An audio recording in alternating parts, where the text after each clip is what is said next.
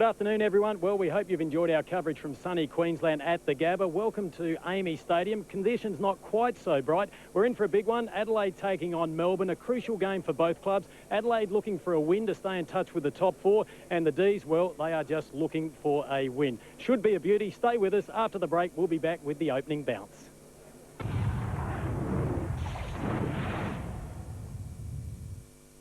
What a mongrel act. The Aussie battlers ruined. Oh, persecuted. All for nothing. And Liz Hayes ringside with the Brisbane bank robber, stealing the show. God, they're big. 60 Minutes, tonight.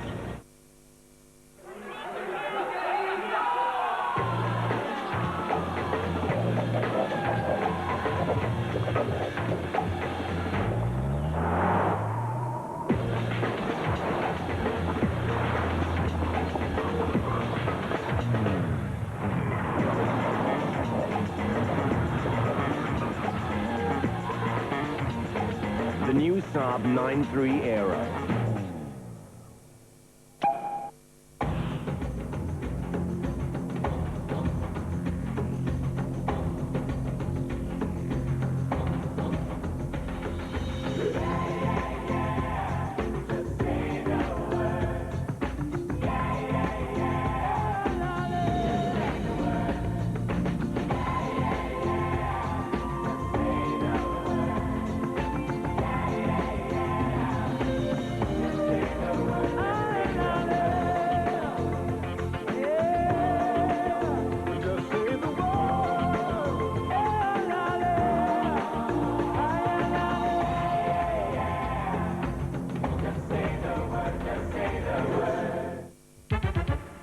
Payneham Home Furnishings and Leatherworld's end of financial year sale is now on. Kelly 3-seater plus 2 recliners in all-over leather, $2,790. Ranchero 6-seater leather modular, fully sprung, $2,990. Bristol solid wood 5-piece with large extension table, $890. Don't miss out. Sale is on now at Payneham Home Furnishings and Leatherworld. Open 7 days. Tag Heuer is undoubtedly the ultimate sports watch, and Graham's Jewellers is undoubtedly the place to go for Tag Heuer in Adelaide, with an extensive range and the latest styles. Stand out from the crowd with a Tag Heuer watch from Graham's Jewellers. Termites are silent, secretive invaders. It's likely you won't notice them until the damage is done. Have you had your termite inspection this year? Assess your risk. Call Murray Pest Control for 20% discount on a visual termite inspection and report. To fight termites or for peace of mind against attack, Murray's use and recommend Centricon, the proven environmentally friendly product protecting thousands of Australian homes. For your inspection discount or no obligation Centricon quote, call Murray 13 14 70. How can the Quitline advisors help you to stop smoking? They're friendly and non-judgmental, and they're trained in all aspects of quitting. And with the callback service we offer in South Australia, they can support you throughout your quitting. In the first call, the advisor will help you understand why you smoke, what level of addiction to nicotine, and things that trigger you to light up. Everyone is different, so an individual approach is best. Making the decision to quit is the most important step for your health. Ring the Quitline now, 131 848. The service is free. To combat a new type of terror, they'll need a new type of deterrent. Who might you be? Me? I'm Eddie Murphy. Wesley Snipes in the blockbuster movie premiere, The Art of War, tonight on 9.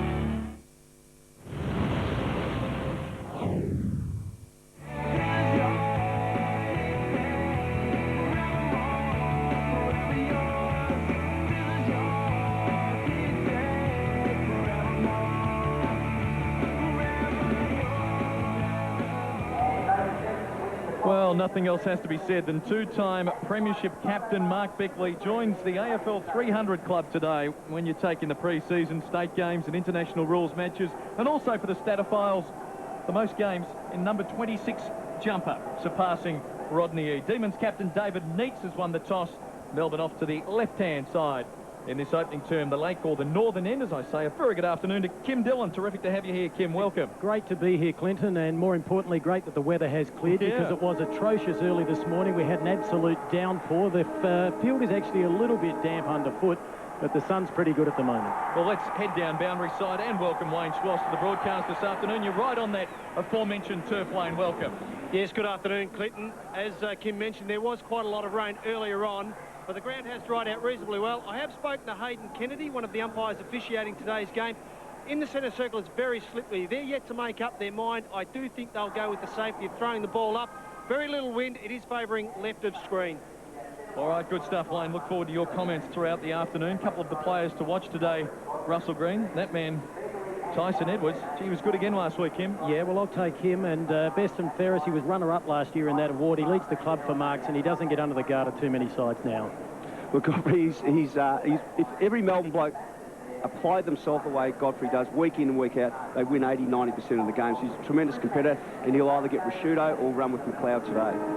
And Kenny McGregor kicked 2 goals in the semi-final victory over Melbourne last year, kicked 3 last week, and play well either end of the ground. Well, one surprise already with Brad Miller. Hasn't kicked a goal in his AFL career. Going to the forward zone for the Demons. Nigel Smart is standing alongside of David Neitz, which was one of the talking points as well. The crowd building up beautifully. We'll probably get to around about the 45,000 mark. Massey on green. Nicholson alongside of Perry. Demons to the left, Crows to the right. Underway around Australia, and Biglands and Jamar, a lot to look forward to in that battle. Bickley trying to shovel it forward. Now Gallagher, he's tied up by Thompson, a high tackle, the first free kick of the game, going the Crows' way. We'll get Russ to keep an eye on some of those other matchups shortly, but no surprise with Smart taking Neitz. Gallagher towards the wing. Tawney wrestled out of it there by Thompson, who's starting well. Be keen to play well here. Knows a bit about South Australian footy, coming from the Port Magpies originally. Now Rashudo towards centre half forward, and Green chopping back in front of Henschel. It looks as though Godfrey is running for Rashudo, or maybe even Bickley at this stage. Bizzle got the handball over towards... Well, Bizzle got the kick forward. Now it's on the outer side. They go forward through Walsh. Walsh inside 50 for the first time. Neitz a diving attempt. Well, Nigel Smart certainly picked him up, and he'll go across ground now. Has a loose player there in Hart. Decides to go over the head of that player, and looking there for Tawney. Tawney might be on Johnston. We'll have a look at that. Clever little flick up there towards Rashudo. Sun's pretty bad here, and underneath it was Begley. Begley went without of it, and Walsh took him out. Now he picks up the football. Intercepting it there is Johnston. Thrown to the ground, and umpire blows the whistle, and we'll have a bounce. The interesting aspect so far of this game, every tackle that's been laid, I know it's only early days, but there's always been 2 or 3 Melbourne jumpers around the ball, which is a good sign. We had a look at them in the rooms before the game, Russ, and there was a good bond about them today, as though they're really going to give a pretty good account for themselves. Now, the Crows have won a free kick. Michael Avon with Justin Schmidt and Hayden Kennedy, the umpires, and Rashudo's going to win it. Has a loose man in the middle and hurries it to him. That's Gallagher. This is a good build-up. Has Tawney in support. Is going to go longer towards the pocket. It's a pretty good kick for Perry. We've got a few metres on Nicholson, and he'll have the first shot at goal for the afternoon. You just can't afford to give a forward a couple of metres start, because if the ball coming in is low and direct like that, it's pretty hard to stop. Here's that free kick again. Rashudo caught high. A little bit of an undisciplined act by Godfrey, and then Gallagher, good vision, delivering to the lead of Perry, who's kicked just the 9 goals this season from his 10 matches. 3 of those in the opening round against the Dockers. From the outer side of the ground, we're behind the kick, and it's good enough. Crows get the opening goal. It's a positive start for them. It is a positive start because, as I mentioned before, the Melbourne boys have really thrown themselves at the footy, and particularly the bloke with the footy, and it is a good start. You really like to get on the scoreboard early, build on that type of thing. It's great for the Crows. So, Perry with his 10th goal of the season, and Gallagher setting that up nicely, the smallest player on the ground.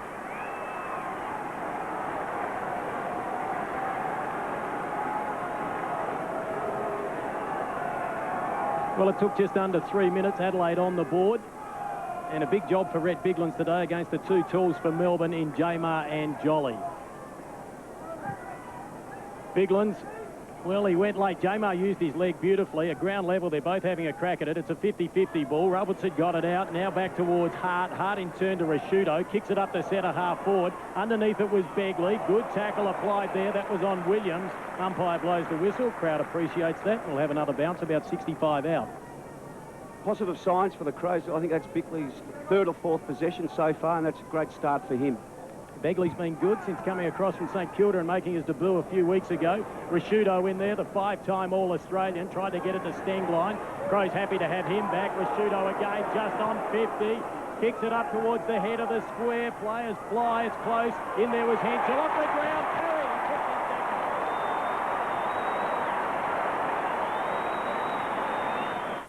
If you think this has a big sale, have a look at Radio Rental's biggest ever stock take sale. Over $5 million worth of quality electricals must be cleared, including a huge range of Sharp TVs and never-to-be-repeated deals. Cash rent or interest-free, it's your choice at Radio Rentals.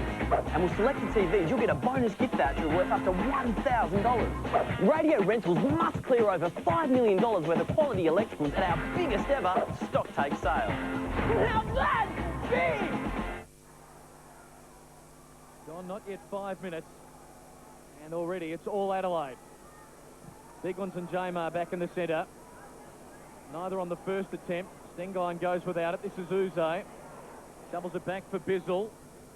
Out wide in front of Walsh, who can run onto this. Has Johnston in support to provide the shepherd or take the hand pass. He thought about either. Walsh goes down the line towards half forward. Sprawling effort from Miller unsuccessful, and now Edwards can set the Crows up from half back. Kicks to a 1-on-2 on the outer wing. Welsh had to go to spoil Johnston. Good recovery. Jamar has to be quick. High ball without really checking his options. Edwards, though, had to wait underneath it. Heffernan the knock-on. Free kick for a throw, and it will go to the Crows' way on half-back.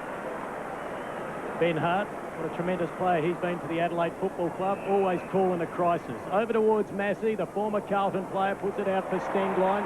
Some have touted this man as a future captain of the club. Over to Smart, the 34-year-old, the oldest player out there at Amy Stadium today, and a free kick's been picked out, and it will go the way of Ken McGregor. Plays on quickly to Rashudo, puts it out towards the right forward pocket. Perry was the target again, and the D's happy to take that one over the boundary line. Something's got to be done about Rashudo. That's now, I think, his 6th or 7th touch very early on the game. It's only been going 4 or 5 minutes. Well, Nicholson looks like he's lined up on McGregor. Lamb is back on Perry, as we mentioned. And Biglan's opposed to Jamar. Throw in that right forward pocket. Biglan's used his strength, got it down. Johnston was there. Trying to steal it was Laddams. He's wrapped up in a tackle, and we'll have a bounce down about 40 metres out. Conditions pretty good. Had a lot of rain earlier this morning. Good game of football. Adelaide desperate to win, to stay in touch with the top 4, and the D's, well, they're just desperate to have a win. Been a pretty lean years thus far. Biglan's won the tap. Was a nice one out to the magic man in McLeod. He went for goal. Round it goes, close to the boundary line and taken over the line. And Russell, I think he did go for goal then. He didn't try and centre that one. No, I think you did right, Kim. I think he had a shot at, look, why wouldn't he? Such a talented player. I mean, you've got Matthew Whelan actually running with McLeod. He's going to have a very busy afternoon. He has got the licence. Boundary throw in, Crows in attack. McLeod being harassed that time by Whelan. Godfrey. Welsh to try and tie it in. Bizzle. Jamar. Risky. Leoncelli. Caught. Crows. Chance. Welsh. Biglands. Couldn't quite control it. Does well to Perry from McGregor. Kick smothered well by the Demon defence. Holding up under enormous pressure early. And Johnston finds the boundary line for a throw in. Well, they're under siege right now, the Demon defence. The Crows are really putting some pressure on the boys, and this is where they're very, very dangerous in this situation. Inside 50, the Crows are very dangerous. Jamar works his way in front. Takes it now, does well. Gets the clearing kick. It's a momentary relief for the defence. Corny tumbling backwards on the logo. Takes the mark, and they'll bang it forward once more. Short pass effective for Bassett. All bar 2 players in Adelaide's attacking half. Edwards against the breeze, 50 out. Stopped. High ball to the top of the square. Perry getting back. Ball knocked down. Gallagher goes without it. Still a chance, Gallagher. Williams. Nicholson. Gee, they're under enormous pressure. Rashudo charging through. Can the Demon defence withstand this? Heffernan to Williams. And they'll find some more momentary relief as they force a boundary throw in. But, boy, Russell, this is not good sign for the Demons. It's not. It's only very early days, though, but they would have been very disappointed with their performance last week, Crows, being beaten by Hawthorn, and they've really come out here and making a statement at this particular stage. particularly their senior players. The D said they'd play a more running and flowing game, but gee, they're flooding back at the moment because they are under enormous pressure. Leoncelli at the bottom of the pack, wrapped up in a tackle by Rasciuto and Edwards and thrown to the ground. Umpire blows the whistle, will have a ball up. What they have to do is not panic, the Melbourne boys. It's just got to become accountable, man up, all over the ground, and just weather this storm, because at this particular stage it is a storm. Just over 13 minutes remaining in the first term here at AAMI Stadium. Biglan's won the tap, went down to Leoncelli. Little 15-metre kick along the ground. McLeod, quick but not quick enough. Couldn't get the handle out, but he was held when not in possession. Looks like Whelan's got the job of running with McLeod. McLeod looking to change tack. He puts it in the middle of the ground. Bassett has drifted down again.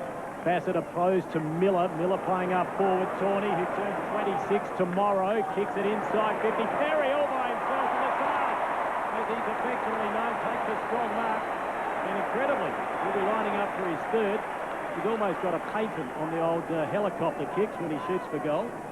Just getting back to that point we mentioned before, it's just so important when the Crows have got the footy. They're so deadly, particularly a bloke like McLeod. When he's got the footy, got a free kick. The Adelaide boys just took up the ground, and look, you just got to run with them and put enormous pressure on them, because if you don't, and as we see here, Perry's lining up for his third goal. Adelaide have kicked 2 straight, courtesy of Ian Perry. Had a quiet one last week against the Hawks when Adelaide went down by 5 points. He was very good against Geelong the week before that. He's kicking from about 40 metres out, very deliberate, if not stilted approach, but he's put it through the middle and he's kicked his third.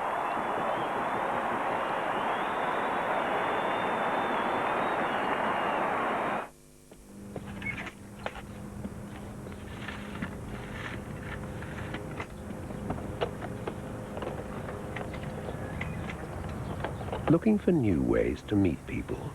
You'll get 50 free local calls every month and unlimited internet hours when you combine your internet and home phone with Primus Telecom. This is a special offer and conditions apply. Primus Telecom, delivering the real value of communication. 3 goals for Ian Perry from 4 touches so far. Mark Rasciuto carving them up already. 8 possessions. Crows off to a flyer after 11 minutes. Back in the centre, Jamar and Biglands. Johnston overruns it. Just everywhere Adelaide. Begley this time. Gallagher shovels it out wide. There's a free kick for in the back and a late advantage called by umpire Schmidt. He's going to let him go. Oh, Edwards doesn't know. Well, he perhaps could have called it back in the end because Edwards was oblivious to the advantage. It's play on anyway. He had a lot of space, but a hurried kick forward is marked by Bizzle of Melbourne. Now Thompson. Look at that. They're under all sorts of pressure, the Demons here. Williams. Long ball to the outer wing. Crows have 3-on-1. And as if this man needs a head start for getting the footing. Andrew McLeod has it kicked to him. He's got a loose man short, Bickley. Hate to say it, Demon fans back in Melbourne. Nothing's changed from last week. Rasciuto possession number 9. To pull forward. Perry again! He's going to line up for number 4. And it's like Queen's Birthday Monday, 5 o'clock, Russell, has just rolled into AAMI Stadium, Adelaide, 2 o'clock the next Sunday. Well, the Crows are playing for big stakes. They want to keep in touch with that top 4 position. And as I mentioned before, they have come out here to play. And the pleasing fact is all their senior blokes are really standing up and working exceptionally hard. We saw the tone was set very early when Rasciuto just threw himself, tried to barge through about 6 blokes. It's been great footy to watch so far. Perry's kicked 15 goals in the last year and a half. This for his 4th in the opening quarter. Left foot kick. Close. Good enough. Another one. Ian Perry 4. Everybody else, nothing. There's Wayne Schwaff, boundary side. We'll check the communication with Wayne shortly. It's hard to hear us above the roar of the members here. Wayne was on the ball, but no microphone. And what a start for Ian Perry. A change must be made. Miller must come down to play on Perry. Put Lamb, try him up the forward line, do something. But at this particular stage, it's just a snowballing effect. And look, to Lamb's credit, he hasn't been that far away. It's just that Perry's hands have been very good. Free kick back at the centre bounce, and it's been taken now by Thompson. Thompson puts his team inside 50, and I tell you what, they need to get in there because they haven't looked like scoring at this stage. Good pressure by Massey, and the ball works its way over the boundary line in advance of Miller. Well, Russ, you've got to make the move on Perry. You've got it. 4 goals in 13 minutes. I would be inclined to let it go. It's just not all his fault. The on-balls have got to start getting a touch of two for the Demons. Well, Neil Danaher on the phone. We'll keep an eye on that. The ball tapped down to Whelan, taken by Thompson. Quick feed out towards Johnston. He needs to find a little bit of it. Short pass, intercepting there was McLeod. Now the loose ball picked up there by Miller. He was dispossessed. 50-50 ball. Bickley went through like a truck. Umpire blows the whistle, and he picked out a free kick. High tackle against Bickley.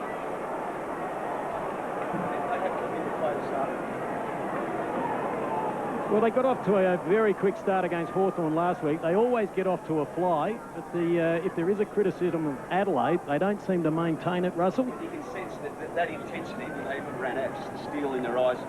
They're playing for a huge prize here this afternoon, and they knew Melbourne, at this particular stage we haven't seen it, but they knew Melbourne were going to come out and throw everything at them because of... Well, Thompson's kicked 3 goals for the season. He was the club's first-year player in 2001. He's lining up from about 48 metres out, but he's put it across the face of goal. Didn't even get the distance. Jamar went up high. Green was there. Jamar, the big fella, working hard back in his home state. Now picking it up smart. Couldn't control it. Liam Shelley thrown to the ground. Well, they've got on the board. He put a handball over the line for a point. So Melbourne 1 point. Adelaide 4 straight goals, all courtesy of Ian Perry. And we are about 3/4 way through this first term here at Amy Stadium. And it's not looking at all good for the visitors. Rashudo goes short, smart in the back pocket. Well, a semblance of a zone structure there from Melbourne following the kick-in, but to be honest, it was appalling. Edwards for Smart. Long to half forward. Welsh in front, couldn't get it. McGregor. Too quick was Welsh there. Still paddling it on. Begley didn't give up. Walsh. They need that sort of intensity, the Demons. McGregor's caught. High tackle, free kick. Advantage play on Knott will come back. Just apologies there. We are having a few problems with Clinton's microphone at the moment, so stay with us as Adelaide go into attack. Through McGregor, puts it to the head of the square. Henshaw was underneath it. Ball crashing through was taken by Bizzle. Quick feed over to Uze. Now Heffernan. Back to Uze. The D's starting to get something happening here, and they need to. 3 against 1 on the outer side, though. McGregor stood his ground. Then he worked hard at ground level to get it out to Rashudo. He's been in super form. That's his 10th disposal. Stenglein over the top of it. Now taken by Uze again. To Thompson, to Walsh, the former West Adelaide player. Good vision. And now the run provided there by Williams. Not sure where to go. Has a player short. Liam Shelley ignored that. Went to Whelan. Whelan back to Williams. About 75 out. He kicks it long. Underneath it. Trying to take the mark was Neat. In fact, it's Nicholson now back there. But the mark's been taken by Nigel Smart. So Smart brings it back to the members' side where Begley's on his Pat Malone. Not a lot of movement or options after that, so he has to go infield. A good lead provided there by Scotty Welsh, who's had a horror run with injuries this season. Welsh to the outer side where the Crows have a nest of players out there. Hart providing good support for Edwards. Now goes back inside, lifts the lance, kicks it long. Bigland's the target. Big fella got up high, taking it off the deck. There was Gallagher, and he's just offline, the little fella. 4-1 to 1 point. Let's go down to Wayne Schwartz.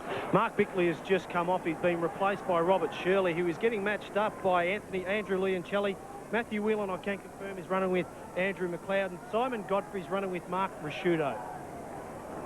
So apologies again for the audio problems we're having. Clinton Grivis will be back with us shortly. Walsh brings it back in. It's a nice re-entry. Better than their efforts against Collingwood last week, where they really struggled.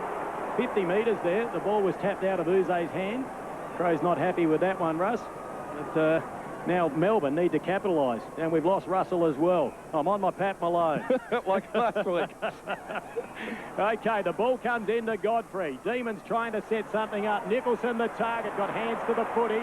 At ground level there was Tyson Edwards. Did it beautifully. Always has plenty of time, this player. It's a wobbly old kick, though. Stenglein tried to take it. Bassett was taken out of it. Williams in there. Intercepted by Burton. The crowd appreciated that. Kicks around his body. Test of courage. Beautiful take by Walsh. That was Shirley running back into the traffic. Walsh the half volley to Liancelli. Did well. He's a good player. So too Heffernan. That's a lovely pass, and he spotted up a teammate in Cameron Bruce. Runner-up in the best and fairest last year for the D's, and that's a magnificent disposal to find Brad Green. And surely if the D's are to get one, they'll bang this one through. Brad Green has enjoyed a couple of pretty good seasons. He kicked 18 goals this year. He's one of the most accurate kicks in the game. He's lining up from about 40 metres out on a 45-degree angle, and the crowd giving him no assistance whatsoever. Brad Green on the left has split the centre. The D's get there first. When did you last stop and think about the price of your car insurance? Does yours compare with Amy? Don't just renew your current policy. Compare it with Amy's prices first. Lucky you're with Amy. There's a new show coming to Night Train. Fabulous food and non-stop laughter. Dinner and show packages for groups of all shapes and sizes. Don't settle for the same old boring Christmas function. Have a night out with the Night Train. Night Train, it rocks, baby. Melbourne on the board. Adelaide with a 3-goal advantage at about the 20-minute mark of this first term here at Amy. Biglands gets up high. It was a nice tap. Got it down to Shirley.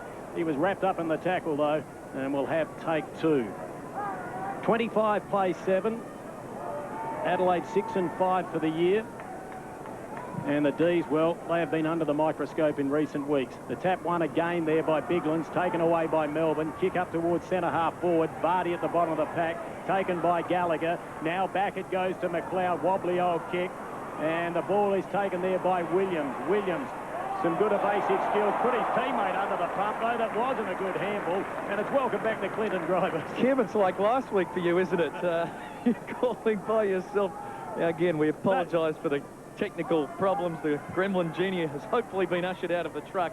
Went and saw Neil Danaher, and his move needs to fall back and Nicholson to fall forward, but it's like riding the deck chairs on the Titanic at the minute, as we'll have another bounce in the centre square. 5 minutes remaining, opening quarter. Crows by 3 goals. At least Melbourne showing some spirit here. There's Neitz on Ian Perry, and when someone's kicked 4 goals in an opening term, you certainly do have to make the change. And there has been some question marks about Neil Danaher on match day in the box. His supporters will say, well, he got them to the grand final, and there was no problems then. As Robert Shirley with possession now to try and set the Crows up hard. Setting things up from defence towards half-forward. A well-weighted kick. Beautiful ball for Maxey. Now we'll watch Neitz following Perry. Perry provides the lead. Massey goes in his direction. He's dragged out of it by Neitz. There's no whistle. Roving is Begley. Onto the left. High ball across the face. It's out of bounds on the full.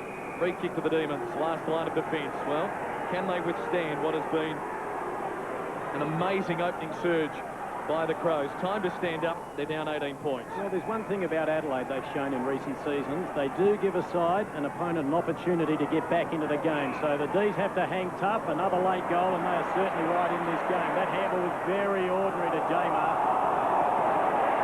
And that is holding the ball. And gee, the big fella was put under the pump there. That's right. The handballs, they just can't miss the target like that, can they? And big Mark Jamar hails from country South Australia in Port Pirie, only playing his 5th AFL game, and now Begley has an opportunity to line up. Yet to kick a goal this season, yet to kick a goal for the Adelaide Crows. 36 games with St Kilda, but he's been in pretty good form. He has a shot from right on 51. Has it got the carry? It has, but not the accuracy. So Adelaide move along to 4-2, 26. 19-point advantage over the D's.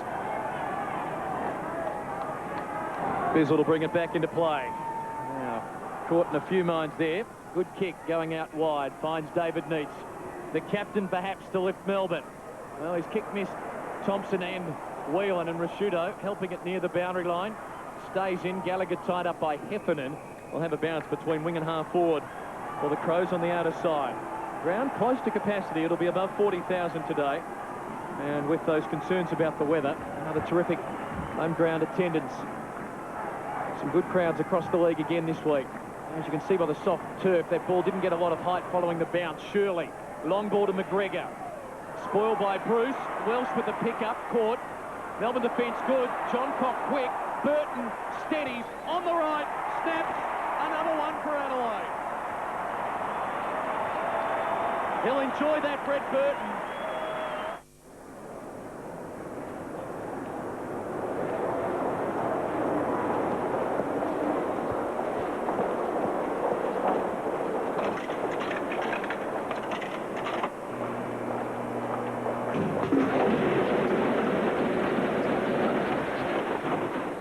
Feeling lucky? The Black Rhino Pokey Tournament is on again with over $500 $50 prizes to be won. It's free and only until June 20 at Sky City Adelaide. Adelaide looking very good, 5-2 to Melbourne 1-1. Brett Burton with his 100th AFL goal. And he's had a horrid run, nasty ankle injury in round 2. He's back and looking to play some decent football, but it's the D's going inside 50. Wobbly old kick. The ball came out to Vardy, playing against his old side. He's had a lean season in 2003. And he picks up a free kick here. Only kicked 5 goals for the season, which is most unlike Peter Vardy. Pretty good debut year for the D's, though. Now, his best would nearly get there. He's a great shot from around 50, but he doesn't fancy himself, so he drops a short pass, and it's right on 50 now, and it's been taken by Leoncelli. Tawney on the mark. The big difference is that the Melbourne boys just haven't got any options to kick to. Now it's like ants around a sugar bowl here, but when it goes inside 50 for the Crows, they have 3 or 4 options. Taking it a long time to bring it inside 50 as well. That's the other problem. Adelaide flooding back, and he's tried to give that everything, but he's kicked an absolute stinker. Came off the instep, and that is out of bounds on the full. So with just over a minute and a half remaining, it will be the Crows to go forward again. Nathan Bassett, he was on the Melbourne list for a while.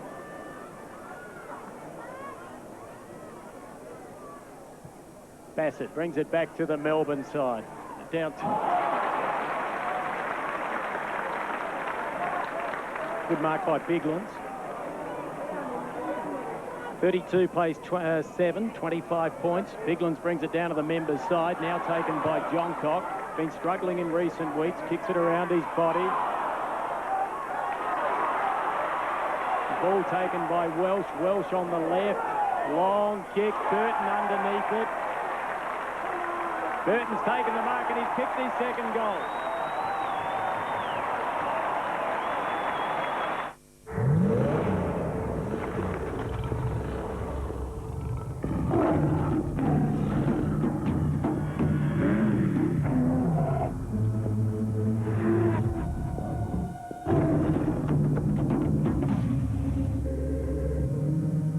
There's a basic law of nature which says the mightiest will lead.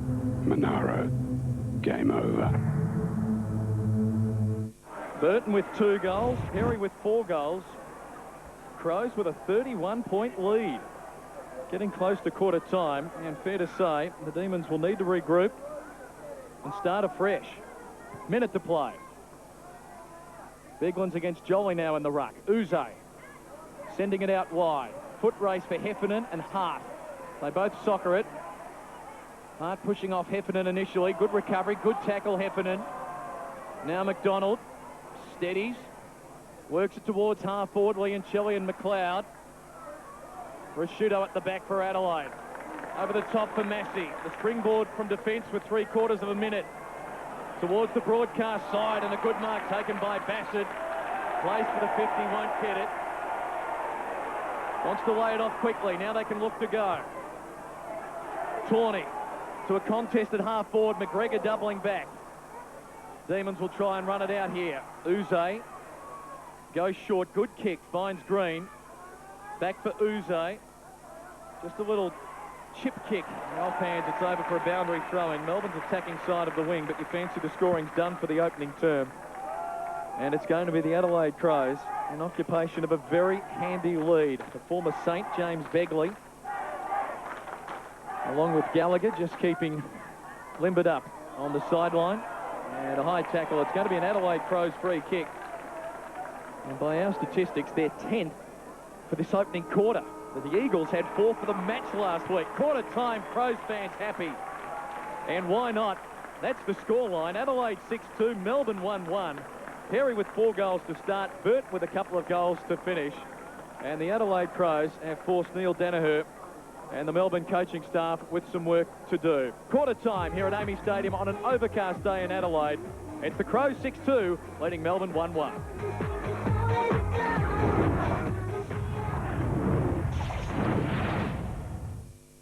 Tonight, an arson attack at West Beach. Several boats have been destroyed. And a boat goes down in Ireland. Contestants of a reality TV show forced to swim for their lives.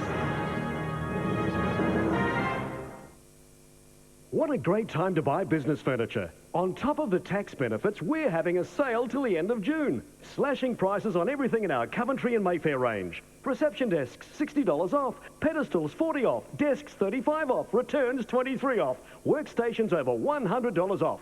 Sliding door cupboards, $50 off. Storage units, $40 to $50 off. And remember, purchasing for your business should be tax-free. Order now for billing this financial year at Mile End Office Furniture. It's stock take time at Truscott Hi-Fi, and the prices are so low, everything's walking out the door. LG 59cm Flatron TVs are walking out $100 off. JVC 128-watt microsystems and subwoofer $300 off. Panasonic 500 times digital zoom camcorders $200 off. And LG 68cm Flatron 100Hz TVs with DVD player $300 off will walk out. Truscott Hi-Fi, Adelaide's lowest prices with up to 24 months interest-free terms. Eclectic Importers selling direct to the public for a short time only. Bedside cabinets, $179 a pair. Slack door TV cabinet, $599. Console table with drawer, $189. Coffee table, $199. Leader Pavilion, Royal Adelaide Showgrounds. Leader Street entrance open Saturday, Sunday, Monday, 10 till 5. Adelaide Suit Hire. Service. Adelaide Suit Hire. Value. Adelaide Suit Hire. Wedding group specials. Irrespective of your wedding date, book this month. Suits from $46. Adelaide Suit Hire. Suits to suit you. Before you buy spectacles from anyone, come into the Optical Superstore and check our prices. Our spectacle frame prices on our huge range are about half the price you'd expect to pay elsewhere. You're welcome to compare prices with the Optical Superstore. Also, in most cases, Medibank Private Extras members receive spectacles with no out-of-pocket expenses. Come in and compare prices at the Optical Superstore. The Optical Superstore, located in Westfield Tea Tree Plaza, Maya Marion, and the Maya Centre City. Now, this weekend at Designer, not everything's half price. New season's premium flannelette sheet sets. This is our lowest price ever for premium flannelette. New season's premium flannelette sheet sets, $39.95. $39.95. Singles, doubles, queens, yes, $39.95 for the flat sheet, fitted sheet and pillowcases. $39.95 the lot. You save $10 on singles, $20 on doubles, $30 on queens. Hey, not all our sheets are half price.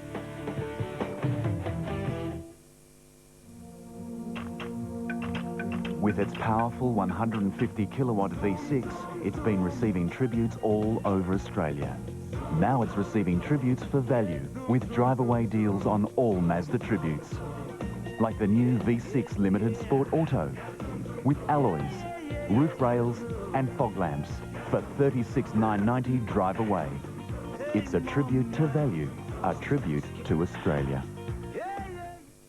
Tonight on the block, it's out-renovate thy neighbour at any cost. He's trying to trick us. And you won't believe the result. I'm a little bit jealous. Nice. I like ours better.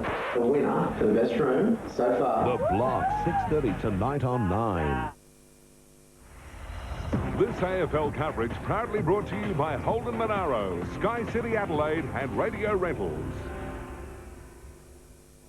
All right, Russell Green, put yourselves in that man's shoes. Neil Danaher, your team started awfully, showed some signs of coming back towards that first quarter break. What do you do? I'll talk about the positives. We knew Neil would be saying to his boys, look, we knew they were going to be hard. They're going to come at us 100 miles an hour. But just weather the storm. The last 5-10 minutes, got ourselves back into it. A few of the boys like Liam Chaliuze, Williams, Thompson, those type of players started getting a little bit more of the footy. They've just got to... The main thing is that there's just too many Crows boys running free, and they've just got to be more accountable. That's the thing I would be stressing to them, to be more accountable. And let's have a look at some of the match statistics before we head down boundary side. And the Adelaide Crows, as you would expect, winning plenty of the ball, 84 possessions in total to 62, 17 more kicks and 5 more hand passes. The Demons perilously close to the situation in Brisbane a fortnight ago. More hand passes than kicks. The Crows dominating contested possessions, marks inside 50s, free kicks 10-3, and the inside 50s, as you would expect, an Adelaide landslide. Let's find out the Crows' perspective. Their assistant coach, Peter Currans, downstairs with Wayne Schwass. Peter, it's important to get the matchups that you think best suits your team. You couldn't ask for any more with David Neitz going from full forward to full back. Yeah, well, look, to get the ascendancies early in the quarter obviously made things a little better for us, but and that's a move that they've made. But that quarter's done now. We'll see what happens the resulting 3 quarters. Pleasing with some of the leaders in Rashudo and Bickley setting up play in the first quarter. Yeah, and also to maintain it. We've had some pretty good starts for the first 10 minutes in the last couple of games, but to maintain it for the whole quarter was good. Thanks, Peter. Okay. Wayne Schwass with Peter Curran downstairs, and David Neitz is going to stay alongside of Ian Perry. Well, it's all, you've got to look, if they can weather the storm a little bit and make sure they go in only 2 or 3 goals down at half-time, that's what they would be looking at. Then maybe try and push Neitz up forward and kick some goals. They trail by 31 points. Ball back centre field, start of the second term at ground level, taking it Whelan. Whelan onto the left boot, puts it up the centre half forward, but Bassett takes the mark, and a strong mark in advance of Miller. And there's 50, and gee, I know it's a rule, but it's not one I like. There wasn't a lot in that. And it's so costly, isn't it? Oh, it is. And, gee, you know, the player on the mark does have to police the player that's taken the football. And Bassett was looking to play on. Players trained for that. Bassett now puts it inside 50. Neitz is there, but taking the mark is Burton, who started on the interchange bench and came on and kicked 2. So it was a dream start for Adelaide, with Perry kicking 4 goals, as Clinton mentioned, in the first 13 minutes of the game. And this is not the start the D's would be looking for. So that was a costly 50-metre penalty. Brett Burton, leading goal kicker for the Adelaide Crows last season with 51. It's a fine piece of work, a lovely kick, but Perry off the ball really did keep his opponent away from running into Burton. It was a great team play. We take a look at the reverse angle. Looks pretty good, just drifting away. So that is through for a minor score. So a let-off for the D's. Adelaide move along to 6-3-39. Melbourne 1-1-7. Clint Bizzle with the re-entry. And it's a nice pass to find Leoncelli. Played on quickly, and that's what they have to do. They've got to make things happen. Walsh is under pressure, so too Bizzle. Now they're in strike. McLeod picks it up on the left, goes towards goal and just offline. So another let-off there. Adelaide 6-4, Melbourne 1-1. They got out of jail there, but the intensity, which is very interesting, has continued. Peter Curran was concerned that maybe it might drop off, but certainly with that type of play then, 3 or 4 blokes gang tackling's been excellent. Bizzle, short and wide for Williams to maintain possession from the kick-in. Crows with a tight zone. About a dozen players involved here. Williams, good kick. Out wide for Bruce, now Walsh, and now they can get some run in the legs as Walsh goes to the outer wing. Just didn't have enough on it for Jamar. Big man had to lurch forward. Thompson, a fumble over the boundary line for a throw-in the true outer wing position. Some of those other leading ball winners for the Crows, Rashudo I mentioned with 10 touches. Bassett had 7 possessions in the opening term, 5 of which were hand passes. Tawney and Edwards, McLeod all with half a dozen possessions. McLeod nearby again here. Bickley, dangerous. Jamar, shoveling it out. Thompson for Uze, might not have been expecting it. Stenglein with the tackle. Uze searching perhaps for a free. Thompson towards half forward. Tawney with the first touch, knocked it down well. Again, McLeod lurking. And McDonald of Melbourne can't prize it clear. About 60 out from the Demon goal. Whelan and Godfrey have got both huge jobs. If they can curtail McLeod and Rashudo this quarter, and Melbourne can get a little bit more from their on-ballers, they could get back into the game. Confirmation there of the leading ball winners to this point. Massey dives in on it. Jamar, well done. This is better for Melbourne. To Leoncelli, 55 out. To the pocket for Green. The kick made him work. We'll have a boundary throw in. Jamar doing okay. 6 possession. In fact, he'd be on top of Biglands at the moment. He's working hard around the ground. Throwing in that left forward pocket. Sun shining at Amy Stadium. A lot of rain early in the day. Biglands takes front position. Jamar did well to make a contest. Loose ball came out to McDonald, intercepted by the opposing 23 and McLeod, and he gets a clearing kick to the boundary. That last passage of play there, you would think that backmen hate to be isolated. Everyone was around the footy. If I was a Melbourne bloke, I'd be pushing out into spaces to put pressure on the Adelaide boys. But at this stage, they're not doing that type of thing. That's something they might look at. Throwing on the outer side, about 60 out from the Melbourne goal. Ball came down to Uze, tried to soccer it off the ground. Oh, a lot of attention there. 3 Adelaide players, including the captain in Rashudo. And Adam Uze thrown into the turf. Great season last year. Equal third in the Brownlow. He is a class act. They need to jag one. They need to get a couple. Jamar did well. Got a hand to it. Down towards Thompson. Tyson Edwards there.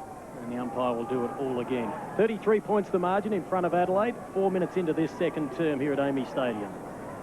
little bit like trench warfare. I mean, the Melbourne boys have just got to start to work their way back into the game. If they can steal a couple of goals, anything's possible. Well, that's what you said. As you said, 2 to 3 goals the margin at half-time. That's what they should be aiming for, perhaps, to work their way back into it. They're in attack here, and Jamar will use his body well to get in front. Uze, caught by Edwards, did well to get the handball in front of Leoncelli. Williams finds an opening. This is better. Williams with a high kick, though, across the face. Still a chance. Robertson with the flight. The bounce important. Smart. Green. Robertson caught. It was a good tackle by Hart. And his kick slews off out of bounds on the full. That was a hard one for Robertson, but the interesting thing and the good thing about it, he got back to the second effort, unless, unfortunately, kicked it out of bounds on the full. First time we'd called him today as the kick comes into Tawney. He's seen plenty of it from a Crows perspective. Goes to Hart, who set it up. Defensive side of the broadcast wing. As we scroll through some of the numbers there, Melbourne with more hand passes. Now Hart's kick smothered by Robertson. Did well to dive in there. Bickley. The second effort good. Crows with numbers out wide. Hart laying it off for McGregor. Down the line towards Edwards. Massey, who had to wait. He was crunched by Uze. Boundary throw in half forward for the Crows. 6-4 to 1-1. And as we mentioned, Melbourne just looking for a couple of goals, get a little bit of fluency through the midfield. And Robertson has been a little quiet, Hart taking him well down the ground on a number of occasions. Bigland's won the tap. McDonald in there, started on the interchange bench, went through the legs of Whelan. In there, Godfrey always works hard at ground level. Leoncelli out to McDonald. Now they have some space and some run provided by Bizzle. Back to Whelan. Slipped over. Has good support, though, in the form of Heffernan. Runs with the football. Wobbly kick inside 50. They need a grab and they take it. Brad Green. And, gee, it was 3 against 1. He had to take that one. Has kicked their only goal and will line up from about 35 metres out. But that was much better. They really did run the footy then, although the kick wasn't a great one. Green made something of it at the end. And look, if they can kick this, it's all of a sudden it's only a 4-goal type situation. And look, they just got to believe in themselves, keep working. Well, he's one of the best kicks in the business. Has kicked 19 for the season. He can drag the margin back to 27 points. Normally a tough pocket here at AAMI Stadium at the southern end, the right forward pocket. But as I said, he is one of the best, and that is why he has kicked his second.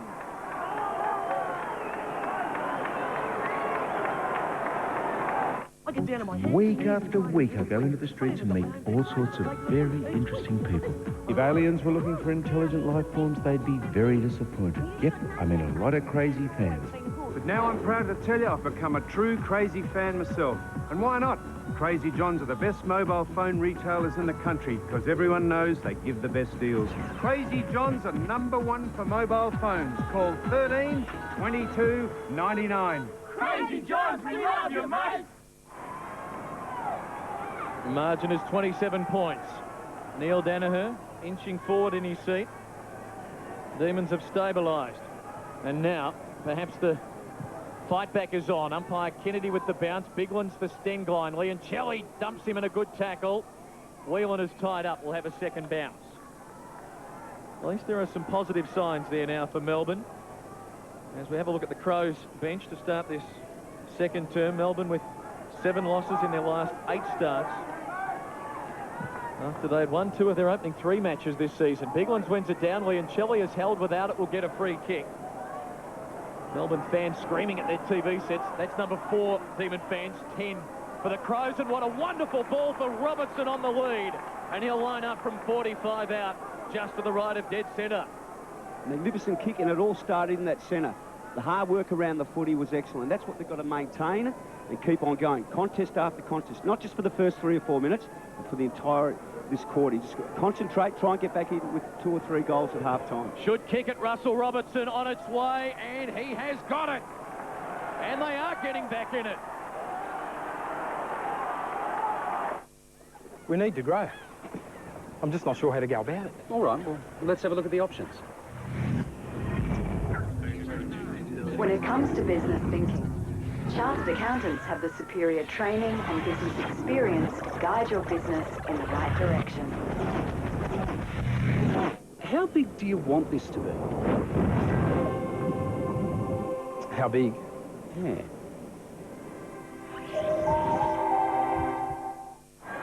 And they're starting to find a little bit more. Let's go down to Wayne Schwass now. You've got to admire Simon Godfrey. Doesn't get a lot of accolades for the job that he does, but everywhere Mark Ricciuto goes, he's terrorising at the moment, on and off the ball.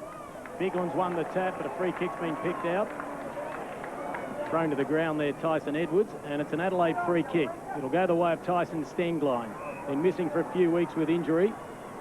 40 plays 19. Stenglein brings it back to the members' half-forward flank underneath at Henschel, but a good mark taken there by Miller, the two opposing number 37. Bit of run provided now as Lamb brings it back to the members' wing, and a good mark taken by Whelan. So they have lifted their work rate and their confidence. Well, it's growing. When you get around Andrew McLeod, you've definitely got some confidence. Short kick to Leoncelli. Now a long one. Tawney underneath it. And that wasn't well distributed, and Jason Tawney takes it at the true centre-half back position. Matthew Whelan is one of the most talented boys going around. He doesn't get the recognition he thoroughly deserves. Did a great job on Mark Ricciuto last year in round 12 and had a tremendous season last year, Whelan. That unfortunate calf injury. Missed the final series. Gallagher into Johncock. Johncock's been a little bit quiet in recent weeks. Ricciuto's having a big game this afternoon. To Massey, to Henschel in his second game. Now chips it out wide. And Ricciuto with the football again. Possession number 12. The run provided by Johncock on the outer half-forward flank. Kicks it long, looking for Perry. He's the target. Burton got up high. The Birdman couldn't take it. Cameron Bruce very good at round level. Now taken by Heffernan. Nice-looking kick, and he's found a teammate on the outer side in Williams. Melbourne continuing to build. Williams, good ball for Bruce. A beauty, and Bruce doesn't let him down. Now Godfrey sprints forward. Bruce was tied up by Massey. Well, they are looking impressive in this second term, the Demons. Bruce, long ball to half forward, and in front, Vardy. Well, he'd be disappointed he didn't drag that one in. Ricciuto's dump, smart. Gets by McDonald. Hurried one to Tawney, under pressure, very high ball. Might have travelled to 15. It's knocked away anyway by Burton. Out in front of Johncock and Walsh. Walsh did well, pushes Johncock past it. And Thompson sprawls for the line and finds it for a boundary throw-in. That last contest was great courage for all those boys who flew for the footy. And I can't make out who's down on the ground. That's Bassett, the man who's down. That's the replay of the Burton marking attempt from a little earlier. He was the man spoiling there a moment ago as Bickley's tied up. Thompson now getting involved towards Williams. In front of Tawney, and he's taken a pretty good mark at left half forward. Now, their forwards have got some room to run to in Robertson, although he was very well played there by Hart. So Williams goes just short. Vardy with the recovery, lays the hand pass off. McDonald on the run to try and kick another one. Hart getting back there and takes the mark with a metre to spare. Well, the momentum has definitely swung in favour of the Demons at the moment, getting a lot of the football, doing all the attacking. Hart in turn to Gallagher. Gallagher now infield to Nigel Smart. Gee, he just, well, he went to sleep and went straight over his head. Stenglein there for support. Now Tyson Edwards picks it up. He needs support as well. Good tackle. This is good pressure by Melbourne. Heffernan in there. They want to hold him the ball. Umpire says, sorry, boys, I'll bounce 60 metres out. The Demons are playing with enormous passion at this particular stage and putting enormous pressure on them, on the Crows boys. And the Crows are chipping around a little bit more than what they were. A lot more direct. Melbourne trailing by 21 points. Jamar did well. Loose ball picked up by Whelan. Goes through the back door to Heffernan, starting to find a little bit of it on the... Well, he was on the left, but he used the right. And he has now found Miller. Too far out to score. Unloads from about 65. He's looking for Robertson, and he got there. Took the diving mark, and Russell Robertson will have a shot on a pretty tight angle now, about 30 metres out. That all started on the 50-metre line when Whelan was about 3 or 4 blokes hanging off him. Had enough composure to get it out to Heffernan, who kicked it across to the centre-half forward position. Great work by Matthew Whelan. Well, Heffernan having a good second term. He's now had 6 possessions all up. And he can drag this margin back to 15 points. He is a sharp shooter, and he loves to kick a goal. And it looks like he's pushed that one across the face. But the margin now back to 20 points. And we've had nearly 14 minutes of this second term. You hear the crowd getting a little restless at the moment. It looked like it was going to be a party this afternoon for them as Ricciuto gains a few metres and drives a long ball towards Bigland. Well read at the back, Whelan. Couldn't control it initially. McDonald and McLeod. There's Uze, does well for Thompson. Goes short on the leader's green, chipping in Bassett from the side. And the Crows can look to get some run through Bickley. towards the outer wing. Good bounce for McGregor. High to half forward. Welsh has one out with Bizzle. Bizzle does well. Good spoil for McDonald. Little handball for Jamar. Not too much on it. Bizzle not quite getting the free. Jamar, good follow-up. Back for McDonald on half-back. A fraction of time to steady. His kick, though, is very wide out on the full. He's finding the football, though, Clinton, since coming onto the ground, James McDonald. Edwards as the Crows build towards full forward. Walsh getting back there. Well done by Walsh. And Melbourne having the answers as he pops it out in front of Heffernan. Might run away from him near the line. And no, Heffernan can keep it in. Being stalked by Begley. Godfrey runs onto it. And now Melbourne can go here. Taking it as Miller. Towards half forward, and Williams is in front. He's taken another mark. Has a loose man in the attacking 50. No respect to Green. Kicks astray from him. Robertson's back in the goal square. They can't get it to him. And it's over for a boundary throw-in deep in Melbourne's attacking zone. In the first quarter, they hardly had any options at all up forward. As we saw then, unfortunately, didn't fall favourably for the Melbourne boys, but they had 3 or 4 options up there. Disposals, Adelaide 117. Melbourne have clawed their way back into it, 112. Bickley, good hands to get the ball out to the runner, Burton, as he careers through the middle of AAMI Stadium. Kicks long, the target Rashudo. Lamb on his hammer and tack. Now he gets back onto the right boot. Good vision to see Welsh. Not sure about the kick, though. He found Perry in the end. Got it back to Welsh. Unprotected goal. He's tried to Dacos almost, but that has just squirted through for a minor score. And they'll take that at the moment, Adelaide. They move along to 6-5-41. Melbourne 3-2-20. And statistically, getting a lot more of the football, Russell.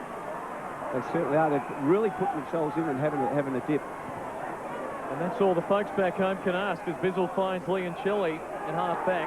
We questioned that in the opening 10 minutes of the game as Leoncelli goes to McDonald, takes the mark before Bassett arrives. Wouldn't they love another couple prior to the half-time siren? The Adelaide lead, 21 points. McDonald squares it up for Bizzle. Now some run through midfield with Whelan. High ball to full forward. Bruce will fly. Knocked it away from Burton. Burton now, the handball in front of Hart. Still under pressure, the Crows. Stenglein, Bickley. Equal to the task for the time being. Smart about to be mown down.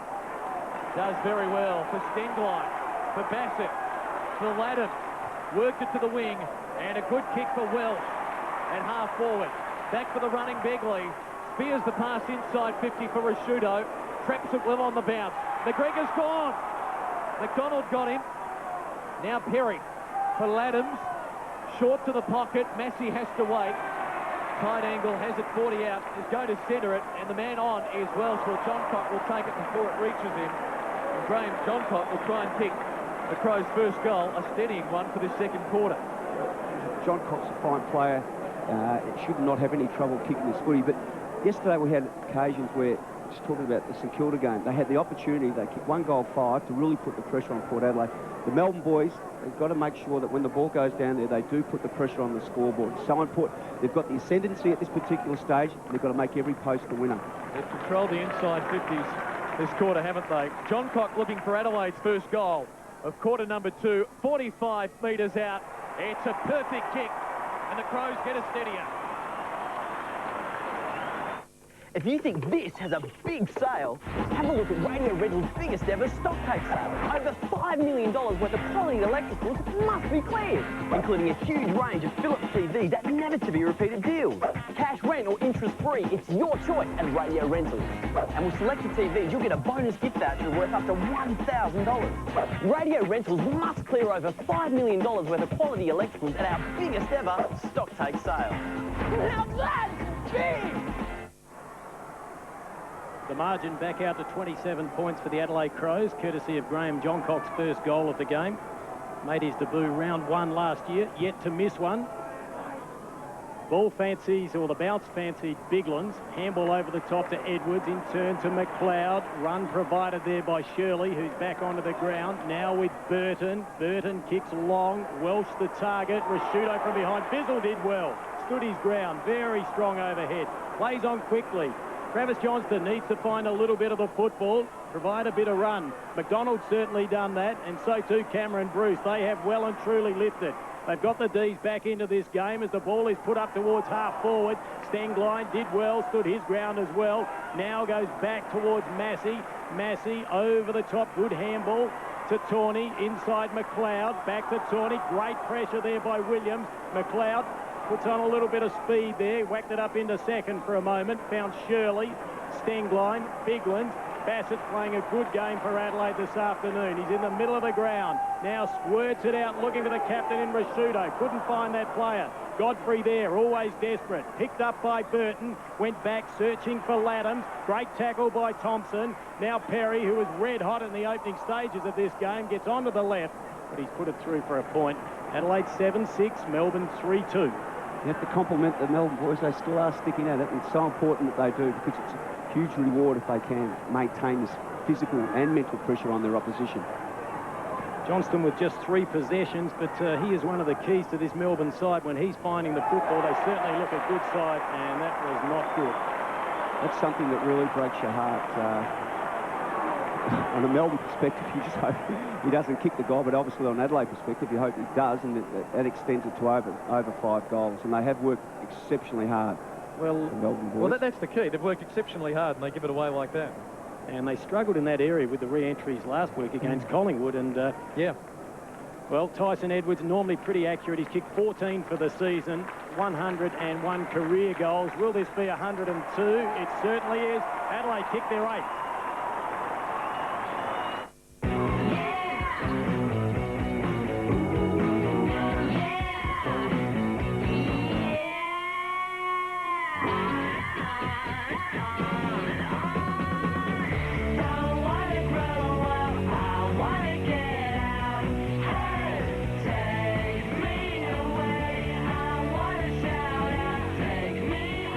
The new Commodore.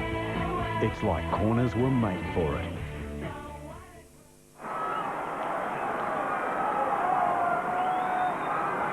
Andrew McLeod disappearing to the rooms. Wayne Schwass, do you have news? Andrew McLeod has just come straight off the ground, has clutched his right knee straight down the race, so we'll have to wait for confirmation as to a problem with his right knee. All right, keep us posted with the Crows in front by 34 points. Melbourne getting the clearance, but Begley tracking it to half-back.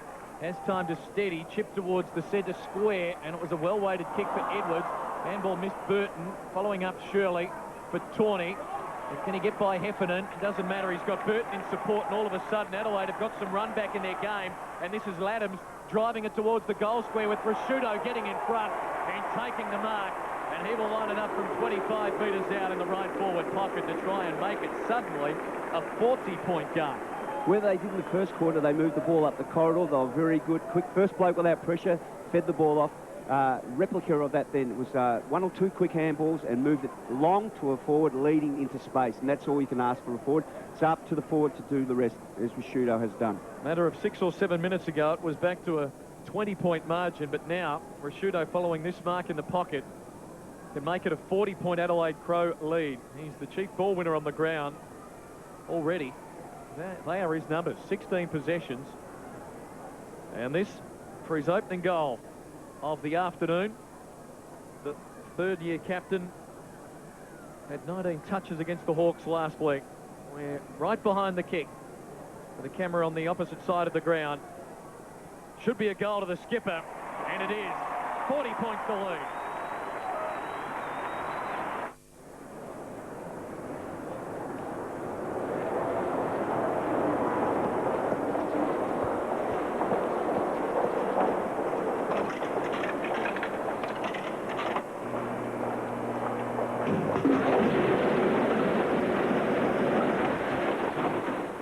Feeling lucky? The Black Rhino Pokey Tournament is on again with over $500 $50 prizes to be won. It's free and only until June 20 at Sky City Adelaide.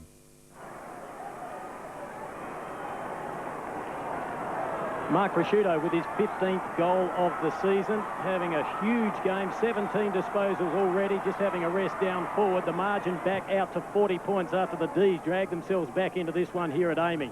The tap goes down towards Laddams on the right boot, his non-preferred, puts it out wide to the outer side. Burton becoming a factor in this game, socketed off the ground. John Cock has it. Well, got away from the tackler far too easy. Puts it on the right boot, inside 50. Henschel came from behind. Rasciuto tried to crash his way through. He's wrapped up by a strong tackle. And we'll have a bounce down about 40 to 45 out on that right half forward flank. It was a great bit of play by Burton to kick the footy off the ground, and John Cock, his skills, bending over, running 100 miles an hour, picking up clean. That was unbelievable play. Just under 2 minutes remaining in this second term. Biglands, McDonald, now to Godfrey with the left boot. Good work there by John Cock, taken by Laddams around his body, just offline. The margin now out to 41. That would probably be the only criticism of Godfrey, his lateral vision at times, or maybe no one was talking to him, telling him that he was hot. Well, that re-entry was better. It's been taken by Johnson. This time he goes, well, across the ground to Armstrong. Armstrong one way, then the other, over the top to Bruce. Bruce back to Uze. Always works hard. Out there looking for Miller. Set the big fella a task, but the ball sits up nicely on the left. He gets it around his body, put it inside 50. McGregor, though, with the mark. Was it paid? Yes, it was. And 2 against 1 up forward again there, Russell, for Melbourne. Yeah, look, it makes it very difficult when the ball comes in like that. You've got 2 or 3 blokes in front of you. It's nearly impossible. Crows with momentum back on their side as Tawney delivers to Hart on half-back. I like how your cup is half full, man, Russell. It's not all doom and gloom for the D's. 41 points behind in Adelaide against the Crows, nearing half-time, having lost 7 of your last 8. I like your power of positive thinking. Bassett to the outer side. Less than a minute to go before half-time. Stenglein to try and set up the Crows here. Chip kick over the top intended for Massey will be chopped off by Armstrong. Can Melbourne get one back now? Handball for Uze on the wing. Pops it out. Good vision there. Townley and Shelley. The kick just astray, and Bassett did enough to force a boundary throw-in. Got mown down for his trouble as well. Great defensive work by Bassett. He realised the only way to take it out was to put his body on the line, and he did that appropriately. Another look at it. It was self-preservation or go for the footy, and naturally he took the footy. Jolly wins it down. Burton under pressure. Armstrong with the wall set up for Melbourne. Is there time? 25 seconds. Stabs the kick intended for Green. Massey chops it off for the Crows, and now they'll have the last roll of the dice for the quarter. Tawney has had plenty of it this term. Towards the members' wing and Hart. Oh, and he's taken a beauty. Well, he's class, and we've known he's been class for so long now, and courage as well. Finds Massey, finds Tawney. That's half-time at Amy Stadium. Well, the Crows dominated this match early. 4 goals in the opening 13 minutes. They led by 31 points at quarter time. Melbourne rallied early in the second term, got within 20 points, but at half-time, Neil Danaher knows that his men still have an awful lot of work to do. The Crows were the last 3 goals of the second quarter. And Adelaide 9-7-61, leading Melbourne 3-2-20. David Neate started up forward for the Demons. Was shoved back on Ian Perry after he kicked the first 4 goals of the match. And the Demons have been reshuffling ever since to try and work their way back into the game. The margin is 41 points at half-time. We'll come back and talk more about it after this. The Crows 9-7, Melbourne 3-2 at half-time.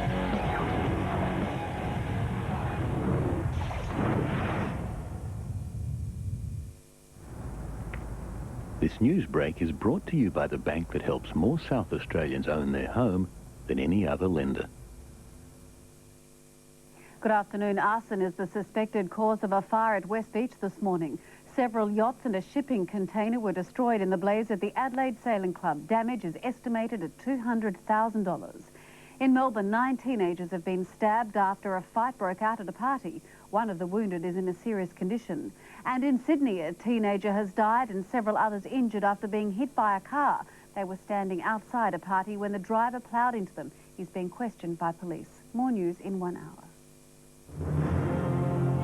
More Australians get their news from Channel 9 than from any other source.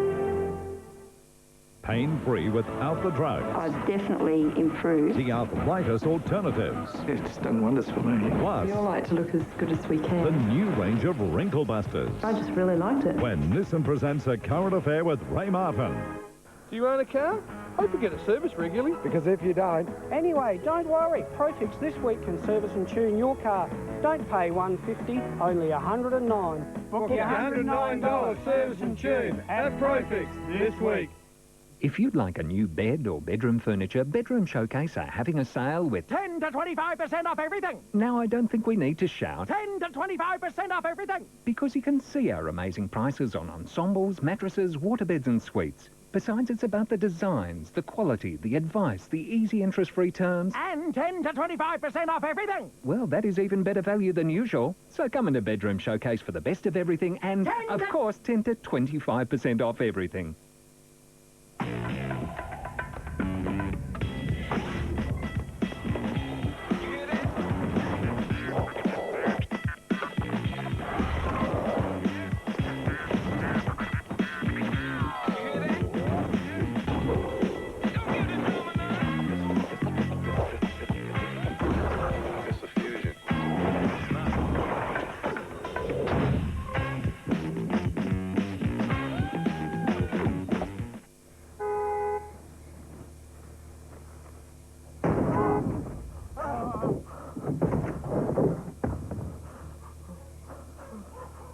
Things are 10 times bigger with the new Olympus Ultra Zoom.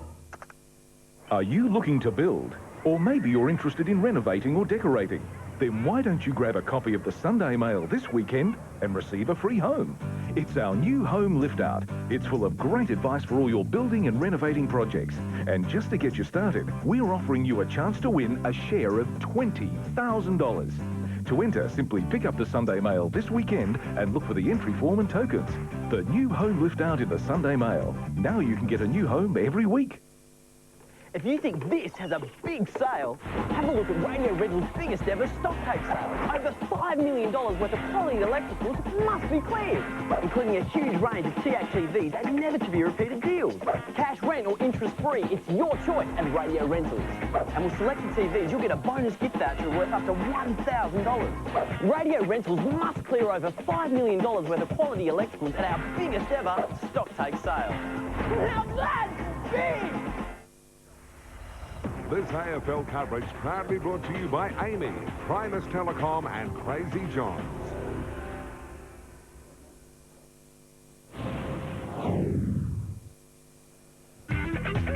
Amy Stadium in Adelaide, pretty good crowd on hand, more than 40,000. Second half about to get underway. Crows leading by 41 points. Before we start, Wayne Schwass as Adelaide Crows assistant coach Mark Micken. Mark, the obvious question, the injury to Andrew McLeod, serious? No, we expect him to be okay. He'll be all right. So he'll start the third quarter? Yep. Now, they were a little bit wasteful in that second quarter, 3 goals, 6.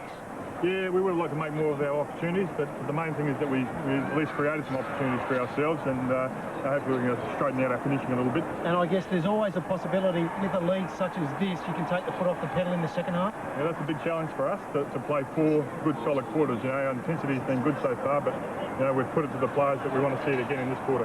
Thanks very much, Mark. Okay. Thanks, Mark. Some good news that man is going to be out there for Adelaide Crow fans. Andrew McLeod okay. Mark Micken there with Wayne Schwass. David Neitz is heading back to full back. Russell Green to pick up Ian Perry. Matthew Whelan is going to start alongside of Mark Prosciutto to try and curb his influence on this game. 17 possessions. Neitz excellent on Perry. After Perry started in great touch, Hart picking up Robertson in the Melbourne attacking zone. Brad Green also in the goal square. Nigel Smart alongside of him. Can the Demons come back? We've got a couple of other games going on around Australia, so let's quickly check those scores. If you don't want to know them, look away now.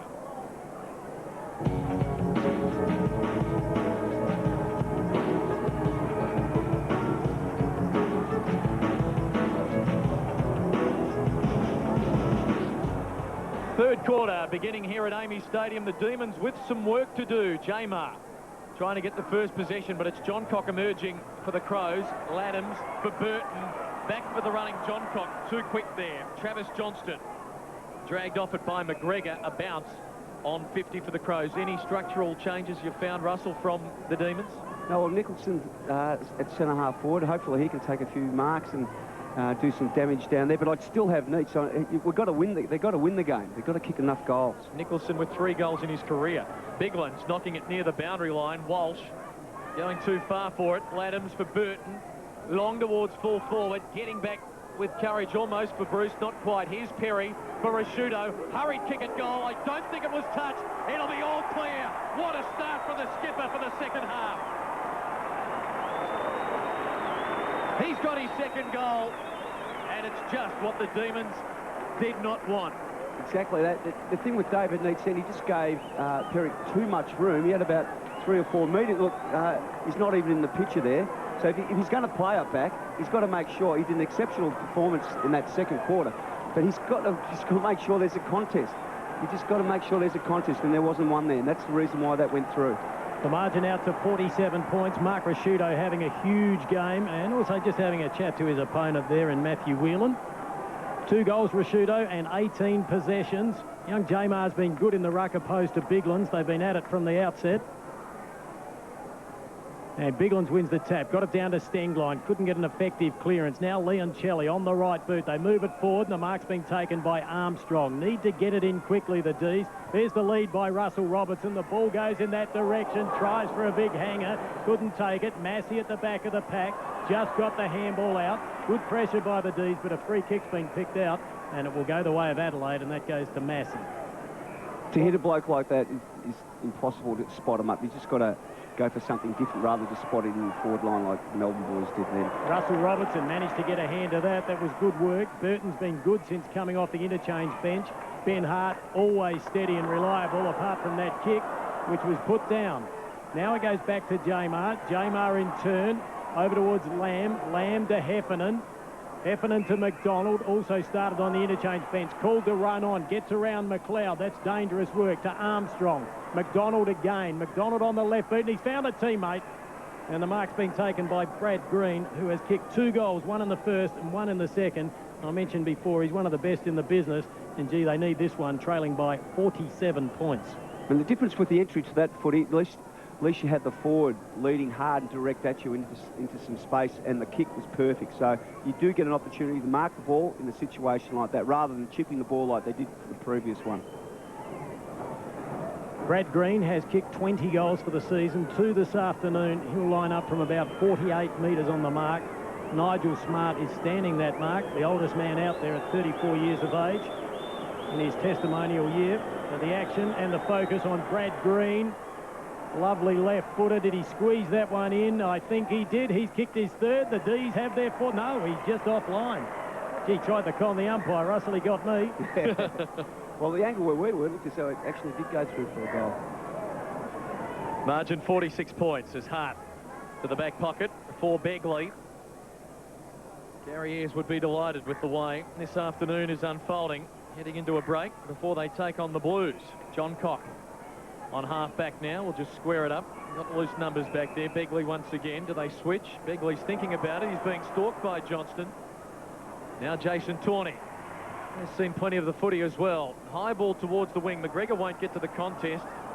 In front, unable to mark, was Lamb. Leoncelli is wrapped up in a good tackle.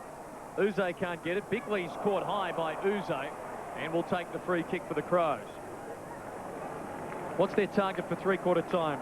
Melbourne, Russell, is it 4 goals? Can they still overhaul them if they can get back within that? Still a winnable position. I mean, they've just got to try and get back that ascendancy. Here's McLeod, fully fit once more. High ball inside the attacking 50. Jamar's back there. Big fly, Rasciuto roving at his Laddams. Surveys his options, none on. So he goes long to the Birdman in the square, and then a little bit extra. It's another one for the Crows. We need to grow.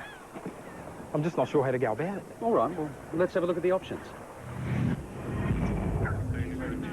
When it comes to business thinking, chartered accountants have the superior training and business experience to guide your business in the right direction. How big do you want this to be? How big? Yeah.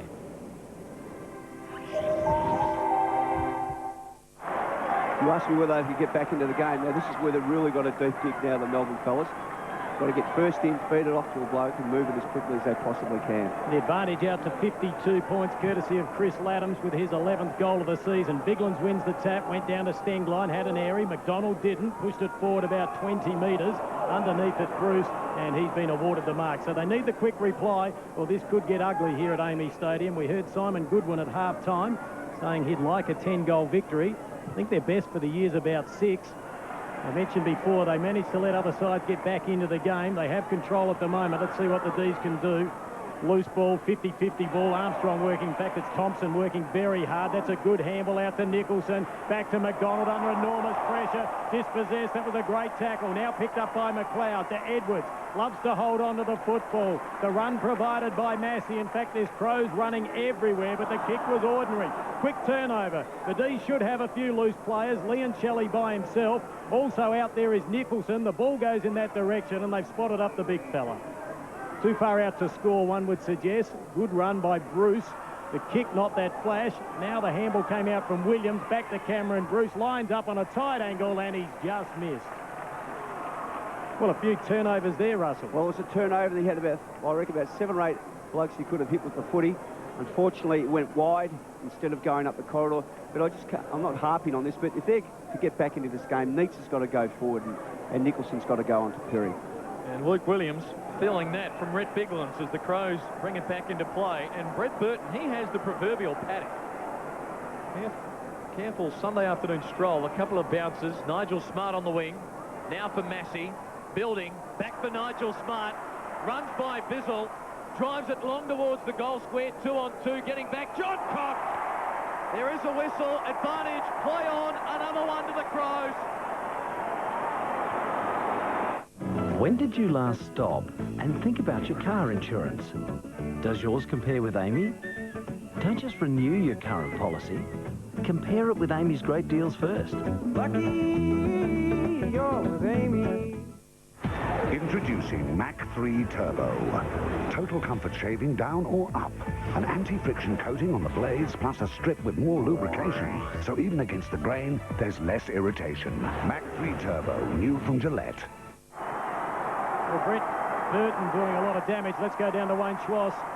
Chris Lamb dislocated his finger out in the ground. The doctor went out, put it back in, but it's no good. He's come off and he's getting tended to on the bench at the moment. Burton with 15 possessions, playing a great game for Adelaide after starting on the interchange bench. McLeod in there always gets a lot of the footy, averaging 23 disposals. This one's a wobbly one, inside 50. The target there was McGregor. Miller did well. Handball over the top there, searching for Walsh. Always keeps his body over the football. Good support provided by Whelan. Now the ball transferred to Bizzle. Bizzle in turn measures the kick, finds Thompson on the members' wing. Just by the interchange gates. Short little pass into Cameron Bruce, who's now playing on the wing, opposed to Burton. 12-7, plays 3-4. Adelaide have been pretty good. And this man has been one of the better players from limited opportunities for Melbourne, Brad Green. Has kicked 2-1. This would take his very best. Kicking from about 55 out, he would have to, but he centres the ball. 2 players there. That was loose by Adelaide. The mark taken by Walsh. Walsh plays on quickly. Johnston all by himself. Took the mark just inside 50. Will kick from about 53. The physical pressure by the Adelaide blokes is really making them go wide. The wider you make the team go, that just shows you how much pressure the Adelaide boys at this particular stage are asserting on their Melbourne opponents. Having a fairly quiet season, Travis Johnston. Possession number 5 would take his best kick. He has a real crack at it, and he has put it through for his first. Beautiful kick.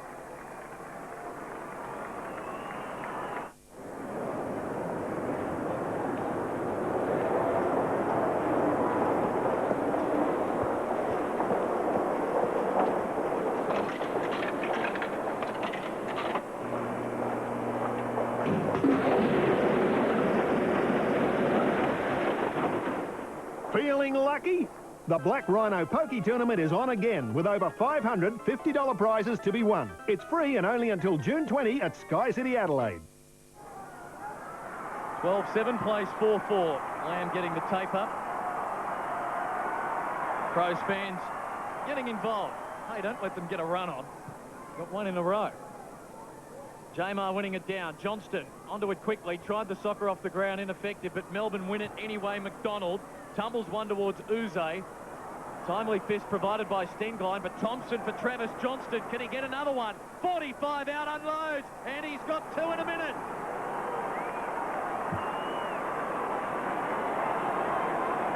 Travis Johnston might try and spark the demons. Look, he's a highly talented player, as we mentioned before. He missed quite a bit of footy so far this year.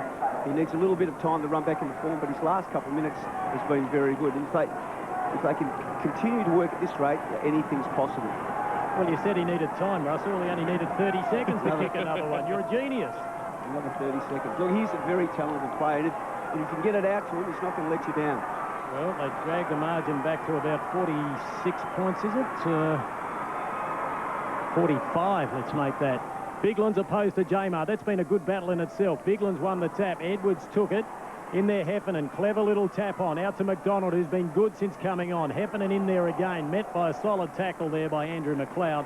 And there'll be a bounce down about 55 out from the Adelaide goal. 12-7 opposed to 5-4. Never easy here at Amy, but the D's have done it before.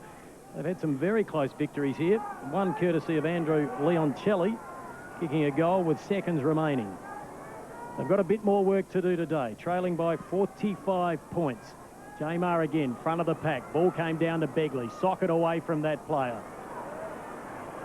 13 in there is Adamuze, now taken by Bickley to Edwards. Edwards in turn to Rashudo, coming out at 100 miles an hour, still trying to grab the football. Miller in there, Walsh with brute strength, trying to keep it in the area. He didn't want to tap it out. The numbers weren't there. The crowd wanted holding the ball, but the umpire rightly has decided to bounce just inside 50. He's great value, Rashudo, the way in which he just attacks the footing. He's absolutely no self-regard for himself. Could be a Mack truck coming towards him, he'd still go under it. There's something, Clinton, and you know nearly everything, was voted Young Italian of the Year in South Australia back in 1994. There's one for your stats. I'm going to write that down, Kim. I'm sure you will. Begley has it. He wants to write down a goal. He's just outside 50, but he's offline. Through for a minor score. 80 plays 34 here at Amy Stadium. Melbourne have got a bit of a history of coming back against the odds. A couple of years ago last year against Brisbane, they were about 6 or 7 goals down halfway through the second quarter, got up one by about 4 or 5. Russell, when they run, they are very good. I saw them at the MCG against Port Adelaide, and they were awesome. Mark Williams should have called a count. They had so many numbers at the fall of the ball. Bizzle, one little chip to himself, and then, well, he picked a good option in terms of 4-on-1. They just can't quite control it. Now Whelan a chance. And now they can break it open through Travis Johnston. As Armstrong further down the line, swings it onto the logo. Bruce had it fist away by Burt, and that was good. Laddams for Massey. Weaves by one, not the second. Melbourne with numbers again. Thompson for Armstrong. Terrific build-up. And Williams can finish it off for 3 in a row for Melbourne, but he's pushed it across the face for a behind. Oh, he holds his head, and why not? They've got a little bit of momentum up. Yeah, when you've got your momentum up, that's when you've got to really make every score count for you on the scoreboard. It's okay running forward, but this is where they've got to do the hard work when they haven't got the footy. Crows have been effective from the kick-in, and they are again here as Burton receives it from Hart. And once more, Brett Burton finding space across half-back. Long towards McGregor on the outer wing. Under pressure, Miller did well. Thompson getting involved. Good vision, found McDonald. He's been impressive. Leoncelli through the middle. Towards half-forward. Green won't get there. Smart, a tough one for him. Running with the flight of the ball. Adelaide got a 3 advantage play on. Now Johncock, and the Crows can, in turn, rebound. He's a crowd favourite for Adelaide supporters. Draws the player. The handball over the top to Welsh. Welsh well outside 50. Kicks it to the hot spot. McGregor, the target. Had a good battle with Miller. Rashudo in there. Took the crumbs. Thrown to the ground, though. And we'll have a ball up about 20 out. I'll get back to the other point. Nicholson could perfectly do exactly what needs to go up the ground and kick a few goals if they are going to get back into this game and have a sniff of winning it. I agree with you 100%, Russell. And the theme all week from Melbourne was that they were going to be all-out attack. We'll keep an eye on that one. Stenglein in there, thrown into the ground. The ball outside 50. Good tackle by Cameron Bruce, and gets a pat on the head from his teammate there in young Stephen Armstrong. 80 plays 35. Just under 10 minutes remaining. Shirley warming up along the boundary line. Bickley playing in his 300th AFL game. Gets life membership. Got a wobbly kick away as well. Here's Burton, another kick. That is number 17. Having a big afternoon out. And high tackle there, was it? Not according to the umpire. Yes, it was. Free kick by the way of the Sarge Perry. Well, he was red hot in the first 13 minutes of the game, Clinton. A little bit quiet since then. Yes, and no question, I don't think, about the free kick. Sort of like the one on Brad Fisher yesterday at the MCG, which set up a Blues victory. Well, he hasn't kicked a goal after kicking 4 in the first 13 minutes when he was opposed to Lamb. Neitz has been moved down there. He's kicked 1 point since. Lining up for his 5th goal. Distance will not be a problem. gone back on the Rodney Hogg run-up. He's gone back 55 metres. Will kick from about 35. He should. Very stilted approach, but a very accurate kick. He's kicked his 5th. If you think this has a big sale, have a look at Radio Rental's biggest ever stock take sale. Over $5 million worth of quality electricals must be cleared, including a huge range of TATVs and never-to-be-repeated deals. Cash rent or interest-free, it's your choice at Radio Rentals. And with selected TVs, you'll get a bonus gift voucher worth up to $1,000. Radio Rentals must clear over $5 million worth of quality electricals at our biggest ever stock take sale. Now that's big! 5 goals to Perry from his 10 possessions. Crows back out by 51 points. Back underway with a perfect bounce in the centre. And Jolly, well, it's tough for the D's to win a free kick today. 16 to 4. The free kick count against them. As Rhett Biglands is the man to hand the ball back to the umpire. Stengine's really put the screws on Uze in the last quarter and a bit. He's nowhere near as productive as he was. Demon really. Rucks have done well, sharing that centre breaks. 9 apiece, will stay in the centre with another bounce. Less than 9 minutes to travel in the third quarter. If you joined us late, it was the Crows early. 31 points at quarter time, 41 at half time. And they've kicked 4 goals to 2 in this third term as Adam Uze gets involved in a little push and shove. Jolly now gets rid of Biglands well, but the hit out indirect. Stenglein to Perry. Getting on top of Neitz now. Maybe this time. Perry going along towards the hot spot at the top of the square. Rashudo's in front, and he's got it. And the skipper will line it up to kick his 3rd. Just looking too strong for Matthew Whelan when they isolate him one out up forward. Yeah, look, Rashudo is enormously talented and matched by his aggression and strength. He's a highly talented player, very aggressive, and Matthew is a fine player himself, but pound for pound, it's not that great a matchup. Look, that goal all resulted from that stoppages again. Around the ball at stoppages, the Crows are just so potent. The thing, the Melbourne boys don't pay enough of the Crows players respect. They stand off them, they zone off them, and if it goes their way, well and good. If it doesn't, this is what the result is. Little hop and a skip from Mark Rashudo as he comes in and kicks his 3rd goal.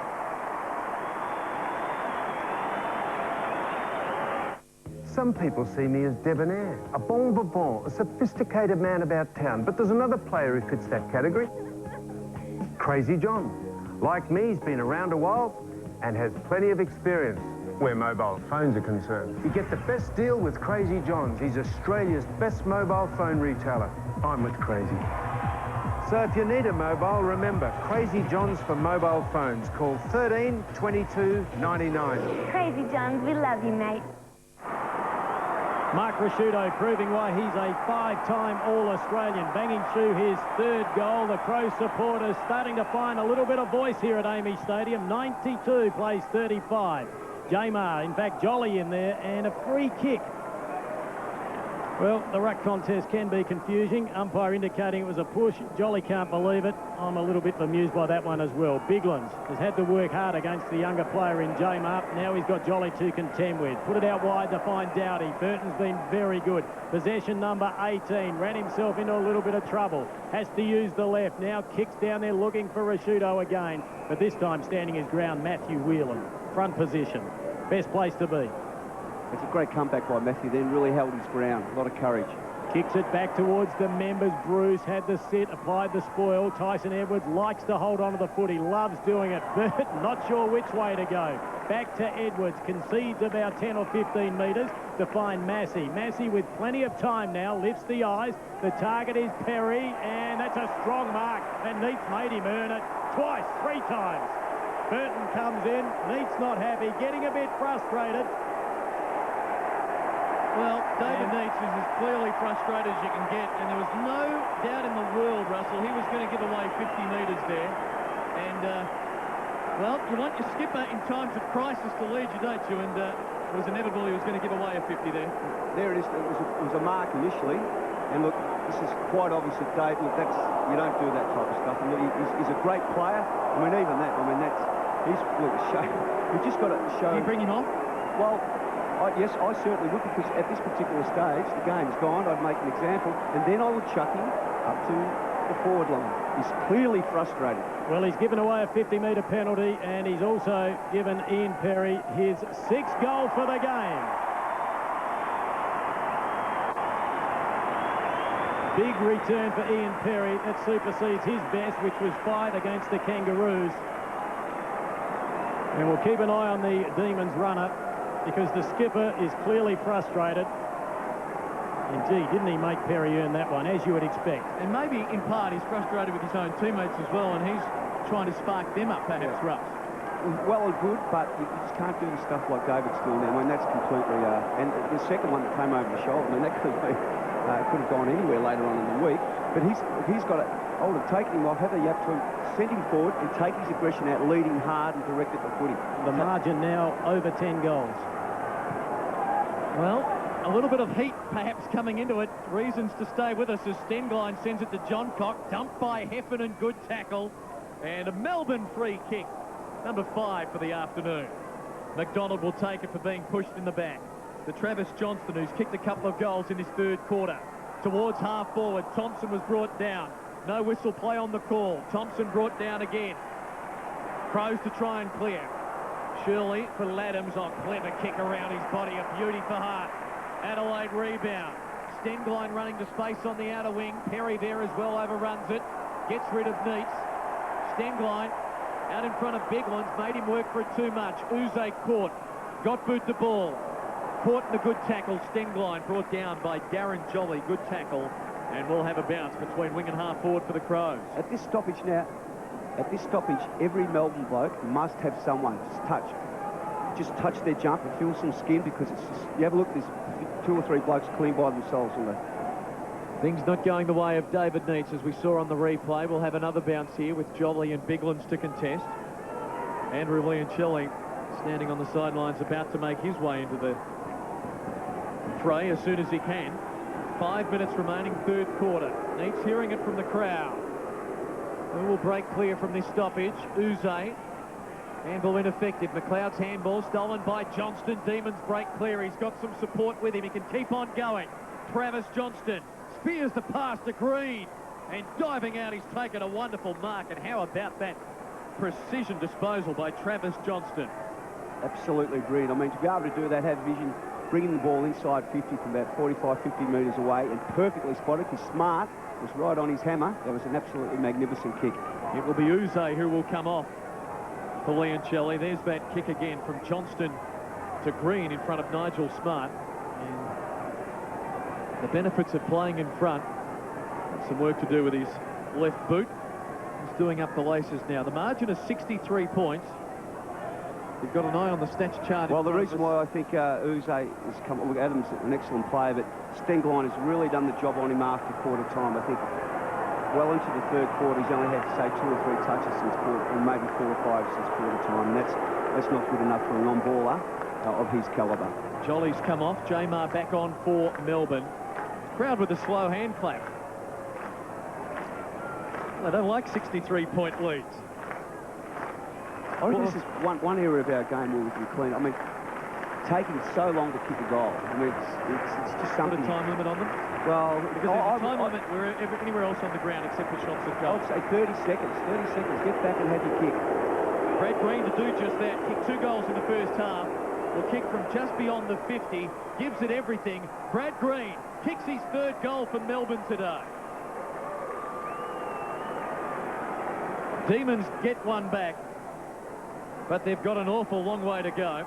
That's their 6th for the afternoon. The margin's 57 points. Magnificent kick from Green, but once again it was all set up by Travis Johnston, who has had his hand, well, he's kicked to himself. But you could not get a better kick than that. Smart was right on his ginger. An absolutely tremendous kick. So some sort of spark perhaps for the Demons. Only the 3 goal kickers this afternoon. Green with 3, Johnston 2, and Russell Robertson kicked a goal in the second 2. The margin back to 57 points. Brad Green, 3-1 for the afternoon. That was a magnificent pass by Travis Johnston. They don't get any better than that. They need to get a few in a row, though. The lights on here at Amy Stadium. It's been pretty overcast for most of the afternoon. We had a bit of sunshine there for a quarter or so, and there he is again. Russell Green said he needed a bit of time. Well, he's warming up now. Beautiful evasive skills and a magnificent pass. And there he is, Russell. He's up forward. Yeah, well, that's where we want him, because we want him to kick a few goals for the Melbourne boys. Nicholson's back in familiar territory where he plays well also. And hopefully he can channel his aggression, because he's obviously very frustrated at this particular stage. An excellent footballer, Coleman medalist. You don't get that by being an ordinary player. He can really show some example here by nailing this and try and kick another 3 or 4 in the last quarter. He's kicked 35 for the season, and he's kicked his first goal for 2 weeks. He banged that one through the middle. The margin now to 51 points, so they've got to work on a bit of respectability. And who knows, a quarter to go, anything can happen. 98 plays 41. 47, I should say. You talk about respectability there, Kim. That was the buzzword for Melbourne during the course of the week. The theme about regaining respect. Ray Ellis, their chief executive, wrote to all the members this week. He said the performance by your team on Queen's Birthday Monday was unacceptable and was an embarrassment for our club, and most importantly our Guernsey and the heritage and conviction it represents. Those words should be ringing in the players' ears now. Get back respect. That's all they look at this particular stage. It's 8 or 9 goals, and that's the only thing they can really carry through this last quarter. I'm sure Daniel Hill. But once again, our boy Travis Johnson, Kim, that's his 4th. He's been involved in the last 4 goals. Well, it has started. They've kicked the last 2. Big one's got a hand to it. Rashudo now back in the engine room for the Crows with a hurried kick forward to Laddams. Big ones. Caught. McDonald, good tackle. Chance for Walsh. Gets by a couple, does well. Goes straight down the middle towards half forward for Williams in front. Massey, good spoil. Williams still going. Has it trapped in by Hart. About 60 out from the Melbourne goal. Demons with 30 entries inside 50 to Adelaide's 34. This is important. They've really got to man up the Melbourne blokes here. Make sure they're accountable. I know it's up forward, but they just can't make the Crows run out back and feed it off. McGregor took it from the ruck contest. Had to get rid of it therefore quickly. Hard under some pressure. Burton, McGregor, now Edwards. Out wide, they did that well, the Crows. This is Shirley on the outer wing with Leon Shelley lunging towards him, kicking to space at half forward. Bizzle getting there first, good pick-up. Had little support. Laddams to keep it in. Down to 2.5 minutes to play in the 3rd quarter. Doughty's kick was knocked away by Armstrong. Jamar for Leon Shelley, for Nicholson. McDonald needs sidestep. Bizzle under pressure. Godfrey needs clean hands. Was held up. Heffernan's gone. Did he have prior opportunity? Yes. Advantage play on. Gallagher to fall forward. Demons playing in front, and they might get out of danger here. Whelan getting it eventually after the initial work from Miller and Walsh, and now Melbourne have it on half-back with McDonald. James McDonald with possession number 18, and it's a good one to find Nicholson. He goes short again. Leon Shelley with the football. A little bit more urgency about Melbourne at the moment. Good pass into Cameron Bruce. So Bruce, centre field, 98 plays 47. Called to play on. Gets around his opponent in Hart. Just. It ends up with Heffernan from 55 out. He kicks it long. Neats his back there. Plenty of carry on the football. And Neats wanting a free kick. Not getting one. It's gone the other way. Held. Nigel Smart picks up the free kick. The recipient of the free kick got it out towards James. Henschel, young player in his 2nd game, originally from the Northern Territory. Kicks it long to Johncock. Johncock will like to take off. He enjoys a run. Draws the player. Chanced his arm. Got around too easy, McDonald. Kick off the side of the boot slightly. Bigland's down there. The ball forced over the line. Adelaide 15-9. Melbourne 7-5. They get enormous run from their back line. That build-up started up back. The Melbourne forwards, you've got to make sure they've got blokes manning up when the ball comes out, because you can see what happens. 5 or 6 kicks and they're having a shot on goal. Both sides with a lot of injury, but Adelaide still with a lot of experience out there, and Melbourne have a heap of youngsters. Armstrong 19. Gee, has he gone over the he's gone over the 10-metre line. So nothing going right for the Demons, but I say Miller 19, Jamar 19, they're just learning their craft. But Jamar, I've been quite impressed by his performance. He played the first game of the year, he's played the last couple. I mean, I think he's a kid of the future. Got a big heart, works hard. So just overstepping the line there, caught in the corridor of confusion and paid the penalty. They might get out of it though. Heffernan, heavy traffic. Rashudo did well. Now it went from Biglands to Henschel offline. Another point, 15-10. They've cracked the 3 figures. 100 Adelaide, Melbourne 7-5, 47. Well, Clint Bizzle's going to have another go as Trent Henschel ponders what might have been, looking for his first goal in AFL footy. He just changed his mind last time then. He was about to release the football. Half a minute, the Demons, to go the length of Amy Stadium. 53 points the deficit, and Clint Bizzle, again, like the Labor caucus, caught in two minds. Bizzle going wide to the outer side, and Miller has it forced over the boundary line by Doughty with 24 seconds to play. Long third quarter, 24 seconds remaining up to the 32-minute mark on the time elapsed clock. Jamar winning it down. Godfrey almost trapped it in, Liancelli, in what may be the final act of this third stanza. Bounce. And I wonder what Neil Danaher will say to the troops with half an hour remaining. As just a test of strength there. But the Adelaide Crows, well and truly in command. They kicked the first 4 goals of this third term. And after a brief Melbourne rally, they finished with a 53-point lead. 15-10-100. The Demons did kick the last 2 goals of the quarter, but it's 7-5-47. They've got some work to do. Travis Johnston, though, was terrific in that third quarter. He's kicked a couple of goals, and he found the footy. David Neitz went forward, kicked a goal, having been frustrated by Ian Perry, who has kicked 6 to 3/4 time. Neil Danaher with some questions to be asked of his team. They're down by 53 points. Final quarter coming up next.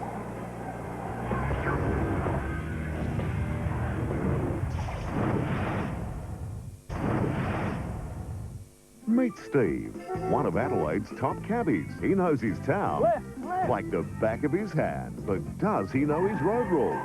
Find out when Holden presents the National Driving Test. 7 o'clock Wednesday. How will you fare? Honey, I've just had an idea. When we retire, let's get a sailing boat.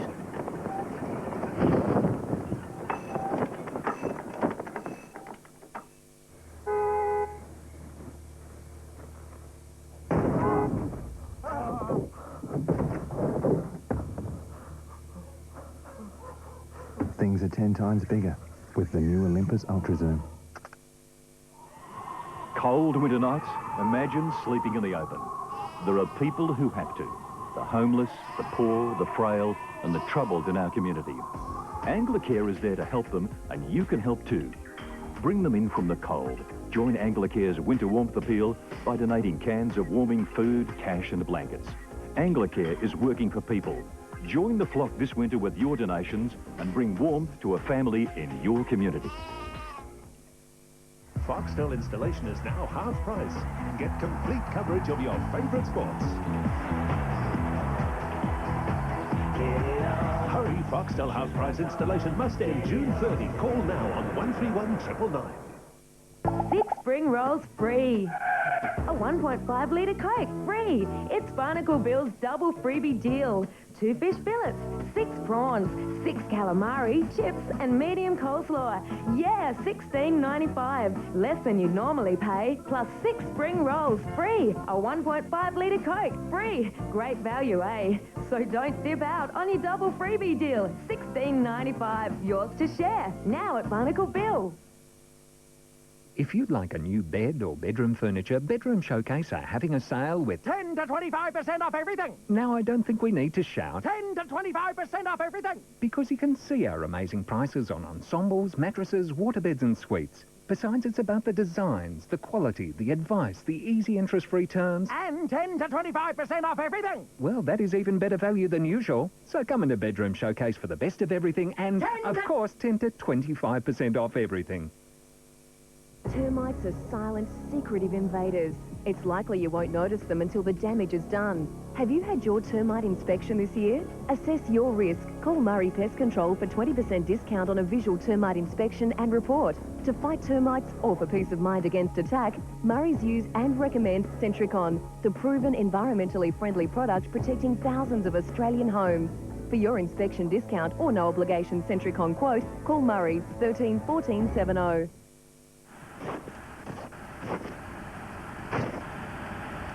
Come to think of it, when we retire, let's go skiing overseas.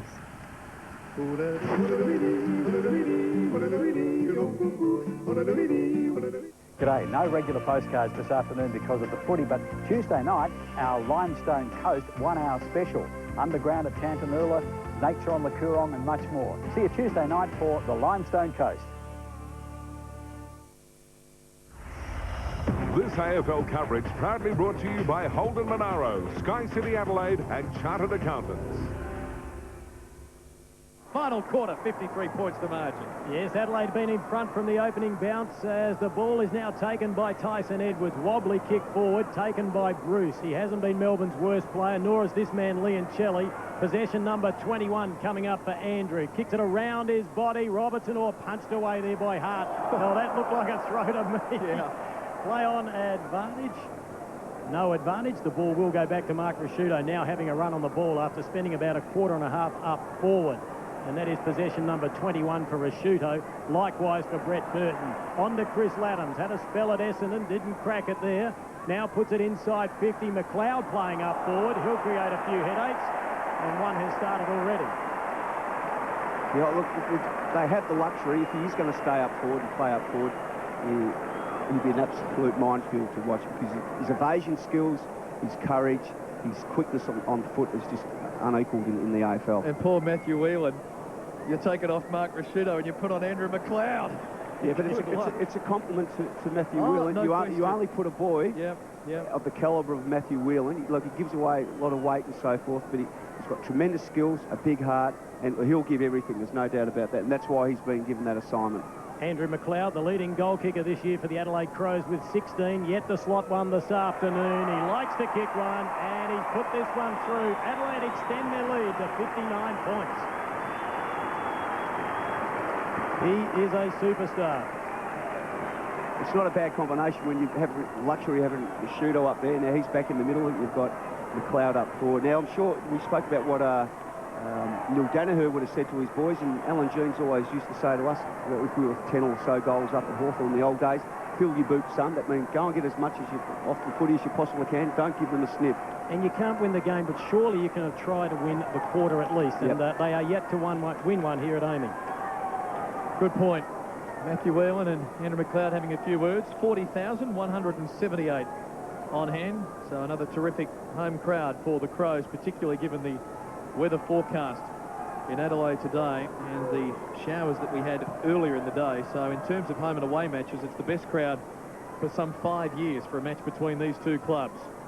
Burton had it knocked away. Demons charging onto it. Vardy knocked it away from the grasp of Godfrey, and David Neitz has given away a free kick. Nigel Smart will take it, some holding on. And David Neitz's frustrations continue with umpire Avon. Nigel Smart, rather surreal feel about it now. We've got the sunshine in one quarter of the ground. The lights are on. Over the top of the grandstand looking towards the city. It's as dark as you could possibly imagine. Crows, oblivious to that. Doughty, long to centre half forward. Wearing Perry well was Nicholson. Leoncelli had to kick quickly. And without having the time to look up, Bickley had it knocked away, but has Bassett in support. Finds Ricciuto on half-back. And plenty of Crows numbers. Bickley qualifying for AFL Life membership today. Targets Perry. Nicholson's pushed him in the back and has given away another free kick. We won't harp on it, Russ, but that's 23-5, the free kick count. Yeah, it's an enormous discrepancy, but they have been in front most of the day, the Crows, and that's when you're playing catch-up footy like that, that's when you give them away. Reflective of that. Perry for Tawney. Tumbles one to full forward. Biglands is in front. Whelan knocked it away from McLeod. Bizzle's caught. Handball for Whelan. Now they can work Miller for McDonald. Towards the outer side, and a lunging Nicholson takes the mark just inside the line. 19 possessions for James McDonald. Been very good since coming off the bench. Put it out there. Ricciuto front position. Vardy's been very quiet. Now taken by Thompson. Shows a little bit of poise. Pushes it out to Robertson. He's had a tough afternoon opposed to Ben Hart. Now centres the ball nicely into Armstrong. Has a lot of pace. Which way is he going to go? Puts it out there looking for Neitz. Has to back. Gets onto the footy. Will be first there. Has two to beat. Tried to hook it around his body. And that is probably reflective of his afternoon and his size. Only his third possession under a lot of pressure, and he has plonked that one out of bounds on the full. Wayne Schwass Yes, unfortunately it doesn't get any better for the Demons and their supporters. Chris Lamb with that finger has had it strapped up heavily. He won't take any further part. And unfortunately Luke Williams has had a recurrence of an old ankle injury. He's got the jacket on and he also won't play any further part in today's match. Nathan Bassett with the football had a great first term, having a pretty good season.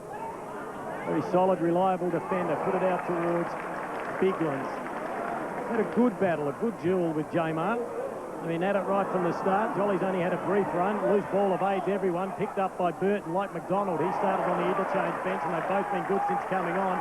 John Cock in the 1-2. Has a bounce inside 50. Unselfish. Perhaps a little too unselfish. Put it over towards Laddams. Now it goes back to John Cock. He may be rewarded for his generosity. He is. Goal number 3.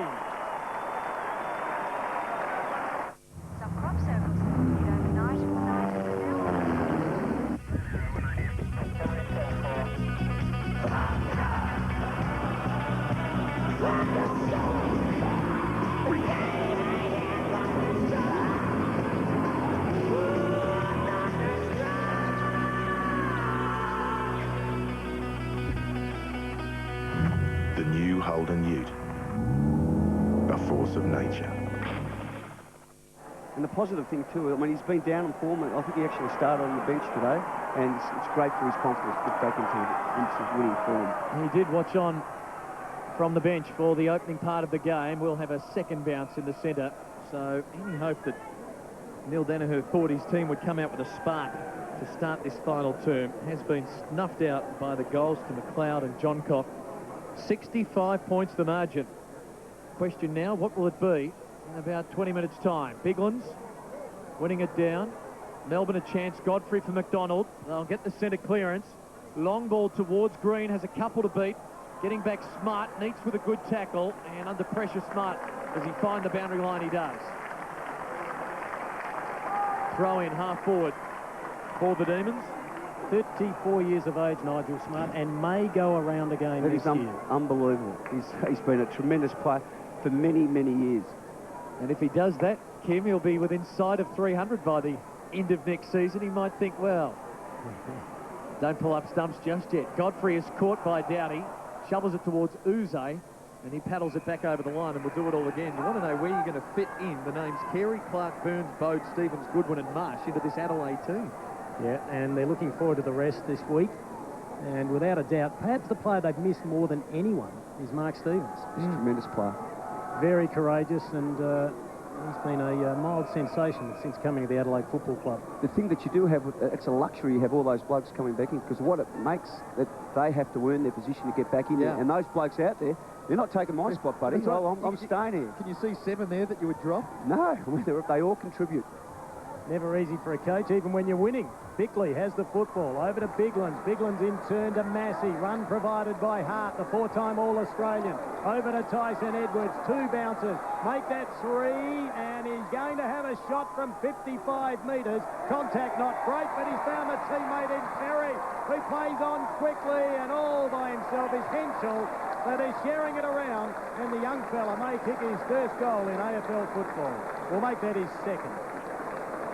They do run tremendously off their defensive 50. I won't mention the gentleman who didn't chase hard up the ground, but I think he knows who it is, and I think the runner has just come straight out to him, had a bit of a talk to him, and it's just so important that the forwards, they not only should they kick goals, but they've got to chase up the ground, put pressure off their men running off them, because this is will the be result. His first goal in AFL football.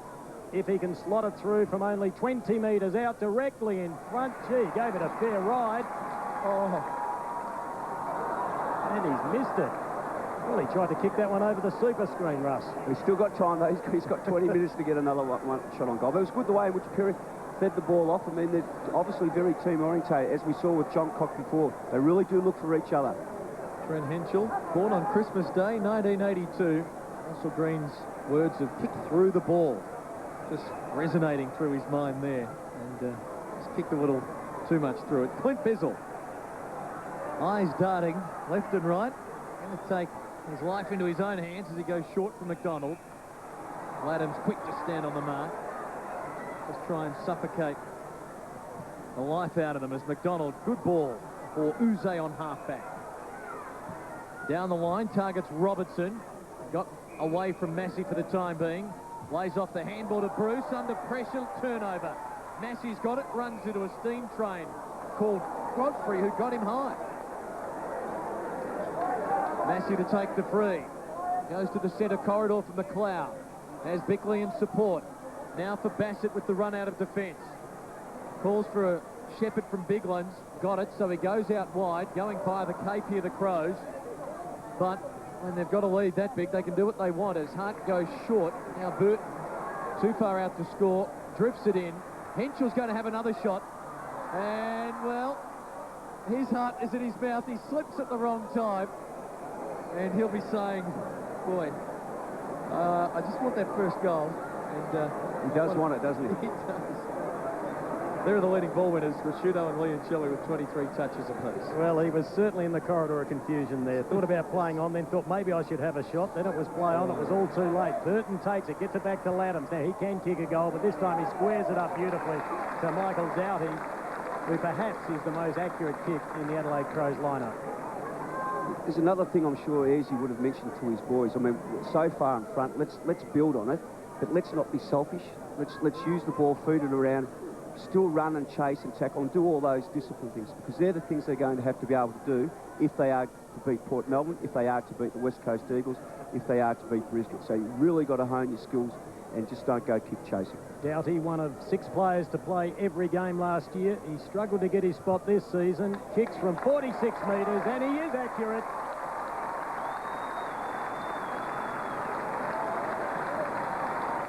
If you think this has a big sale, have a look at Radio Rental's biggest ever stock take sale. Over $5 million worth of quality electricals must be cleared, including a huge range of Westinghouse and Kelvinator fridges at never-to-be-repeated deals. Cash rental interest-free, it's your choice at Radio Rental. And with selected fridges, you'll get a bonus gift voucher worth up to $400. Radio Rentals must clear over $5 million worth of quality electricals at our biggest ever stock take sale. Now that's big! Doughty's first goal, giving the Crows a 72-point lead. Ben Hart's been rested. James Gallagher back on for Adelaide. Well, they might be eyeing a 3-figure margin in the end as Bickley to Doughty. Off to the races. Goes short into the pocket, and with strong hands once more, Mark Rashudo will line up for goal number 4. Mentioned at three-quarter time, but they've taken 13 contested marks inside 50, and that's a huge... For a side to have that luxury of blokes taking marks like that, if you do take those marks, you have a really good chance of putting the pressure on the scoreboard. Another change with Andrew McLeod in the background. You can hear the applause coming off. Robert Shirley running back on. And there is Andrew McLeod. We were worried shortly before half-time when he went to the rooms, but as we heard from Wayne Schwass, no long-term injury effects, which is good news. And now, the skipper for goal number 4. Has kicked 17 for the season.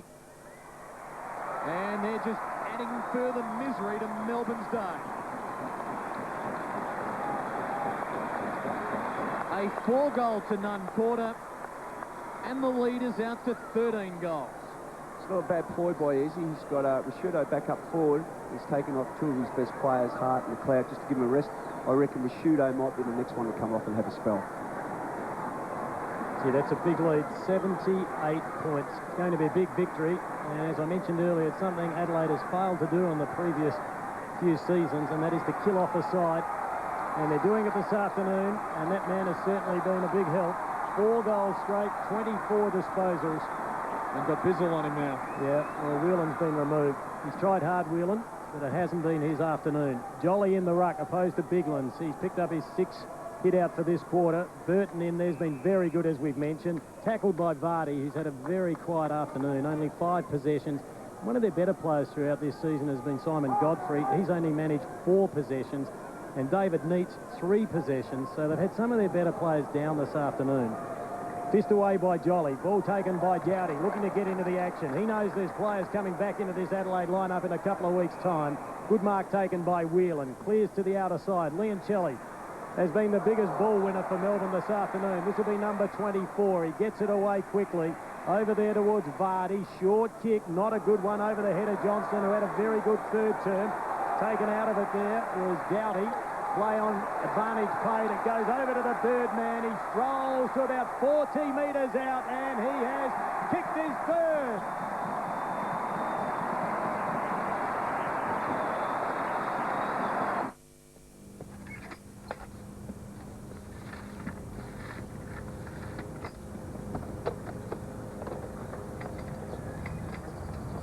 Looking for new ways to meet people?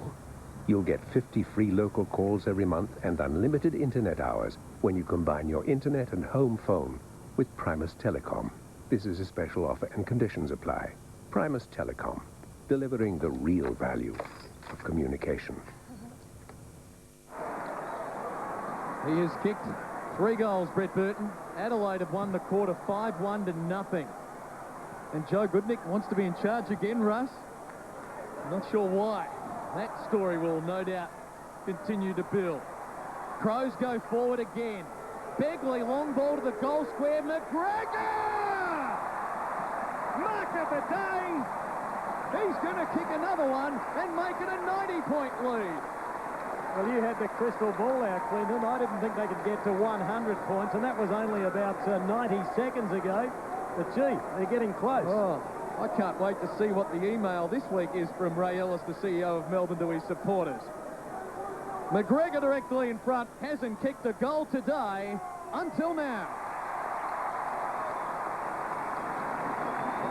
Well, Neil Danaher said last week they were rock bottom. What's beneath rock? It's the journey to the centre of the earth. I don't want to go there. Look, it is an extremely difficult situation. All they can do is just the next I know we've been saying it most of the afternoon, just got to try and work as hard as they possibly can. The luxury of having McGregor, he can play up back and do a job and go forward. The times he has, last week he kicked 2 goals against Hawthorn, did very well when he went forward, but the floodgates are wide open at the moment.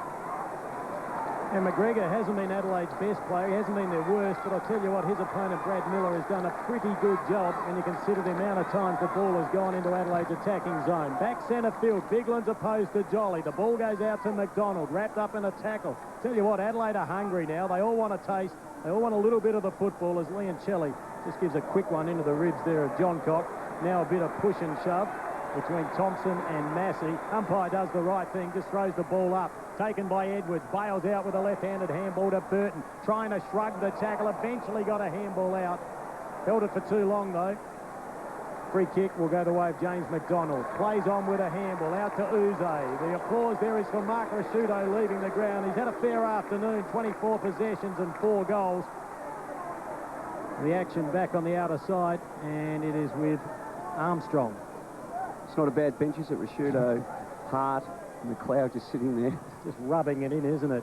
There's the kick inside 50. Green, casual mark, a good mark on the chest, and he will line up now to his 4th goal. He's been a damaging forward, but he's just hasn't had enough opportunities. Just been restricted by, and the manner in which the ball has come in. A lot of his marks haven't been out in front because he's had to really clamp it to try and get down and take the mark. He's an exceptionally talented player, and he's shining light up forward this afternoon. Hopefully he can kick the goal and just get a little bit of impetus for the Melbourne boys. Well, yes, they can drag it back to 84 points, Russ.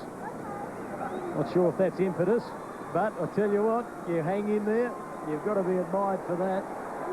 But they've let you down today, the D's. Green's a beautiful kick.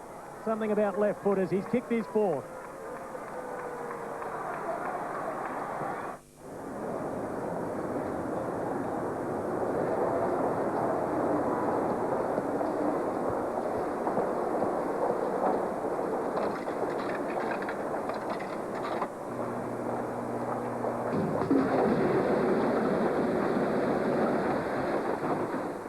Feeling lucky? The Black Rhino Pokey Tournament is on again with over 500 $50 prizes to be won. It's free and only until June 20 at Sky City, Adelaide. Brad Green with 4 of Melbourne's 8 goals for the afternoon. 84 points the difference. About to tick into time on, but there's still plenty of playing time remaining. Nearly 9 minutes. Leoncelli with a hurried kick forward. Burton tracking it the wrong way for the Crows to the outer wing where Johncock and Smart will converge on it. Smart peels off. Johncock takes the footy and handballs it to Tawney. And he can steady now and just drop it off short, and Bigons takes the mark in front of Jolly. He'll wait for a runner. Bickley stabs the kick to half forward for Massey.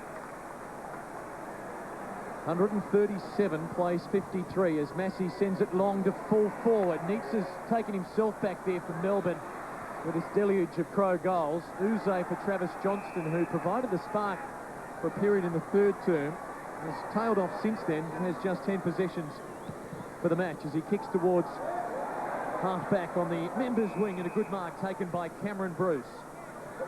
I think he's tried hard. Exceptionally hard. This will be his 15th possession, has 10 marks as he goes to Whelan. Long hand pass to Jolly. He'll keep on running Whelan. Takes possession, goes long towards Green with a couple to beat. Bassett with the spoil. Good pick up by Walsh. He'll steady, and from 45, kick a goal for the Demons. That's 2 in a row. If you think this has a big sale, have a look at Radio Rental's biggest ever stock take sale. Over $5 million worth of quality electricals must be cleared, including a huge range of Philips TVs at never-to-be-repeated deals. Cash rent or interest-free, it's your choice at Radio Rental. And with selected TVs, you'll get a bonus gift voucher worth up to $1,000. Radio Rentals must clear over $5 million worth of quality electricals at our biggest ever stock take sale. Now that's big! Peter Walsh kicked his first, the margin back to 78 points. Adelaide situation very healthy on the scoreboard. Tapped down by Big Ones, taken by McDonald, kicked around his body. Forward there is Robertson, couldn't take it. In there, Bruce again, beautiful for his 16th possession. Robertson, wobbly kick forward. The ball out of play in the right forward pocket. 7 minutes remaining, and I suppose the best result for Melbourne would be to try and drag it under 10 goals. But it's still going to look fairly unattractive on the scoreboard at the end of the day. They trailed by 31 at quarter time, 41 at half time, 53 at three-quarter time, and now the margin out to 78 points. But it was worse. He did get to 90. Ball back into play. Robertson over the top. Or was that McDonald? Didn't matter. Ball not cleared effectively for Melbourne. It came out to Massey, now to Johncock, another player who started on the interchange bench for Adelaide. Drew the player, not a good handball. Nearly some clever work by Doughty. He's wrapped up. He'll have to tap it out. Picked up, stolen. Well, that was larceny at its best. Johncock out the back door to Massey. Has support there by Bickley. Ignored the former skipper. Put it up to the veteran in Smart. He gives it to his old teammate. Started at South Adelaide, Smart and Bickley. Now it's inside 50. There's another grab by the Birdman. Well, he's found a little bit of form after a frustrating season due to injury. Missed about 7 or 8 due to an ankle injury. Will now line up for his 4th goal of the afternoon. And he took that mark in front of a former teammate in Peter Vardy. He's had a pretty untidy day at work. He's not Robinson Crusoe. There's a few No, out he's there. not. He's not. But, oh, there's the ball out wide. Trying to share it around a little bit now. Nige mustn't have one for the day. He hasn't. Burton not the longest kick in the Adelaide lineup. And he knew that, so he spears out a pass looking for Perry, but standing his ground there. That is a good mark by Godfrey. Plenty of courage, this man. Puts it out wide to Vardy. Let's see if he can find a teammate. Set up an Adelaide goal 5 minutes ago when he was looking for his teammate in Johnston. Now puts it out wide to Heffernan. 6 minutes remaining in this game. Melbourne will be happy when it's over. Thompson takes the mark. Moving it forward slowly. Just haven't had the run that we're accustomed to seeing from the Melbourne Football Club. Mopped up there by Kenny McGregor, taken by Johncock, out to Tawney. It's been a good recruit for the Adelaide Football Club, and 7th in the best and fairest for Richmond last year. Johncock again, another possession. This time they went to Begley, Begley to McGregor, to Nigel Smart, outside 50. He can kick a long ball, but he goes for Perry. I'm not sure what he went for then at the end. I think he was looking for a lead, and Nige, just a wry grin and a shake of the head. Good news is he won't be dragged because some of the guns down there, McLeod, Rashudo, Hart already resting as Alistair Nicholson prepares to bring it back into play with 5.5 minutes of agony for Demon supporters remaining. Neitz is in front, couldn't drag it down. Laddams for Gallagher, for Edwards, going short inside the 50. Perry's on the lead and will line up for number 7. Well, he's somewhat of an enigma, Ian Perry. You just never know what he's going to produce on a given day. And when he fires, I think we saw it in the Wizard Cup, a forward line of Perry, Stevens and Carey. That is potency at its finest. You can have all three playing together, though. Well, it worked early. They were winning games early. It presents so many match-up problems for opposition defences, needing some... Because the best defender's obviously going to take Carey. Yep. And but Stevens is the most potent of the three up forward. And then a man like Ian Perry is lining up now for 7 goals. And to try and kick the 22nd for the team for the afternoon, he's hooked the kick badly, and it's one behind. 21-12, plays 9 goals, 5. For the 3rd week in a row, the Demons are going to lose by more than 9 goals. Just over 4 minutes remaining in this final term. The lights have been on here at AAMI Stadium for some time. Bizzle kicks it to himself again, then has to get around Biglands. Did that okay. Kicks it long. Heffernan, the target, takes an uncontested mark. Good work by Whelan just to get in his way. Kicked around his body. That wasn't so good. And the ball socket over the boundary line. So they turn that one over as well. Umpire indicates time to throw the ball in. Umpires officiating today: Hayden Kennedy, Justin Schmidt and Michael Avon.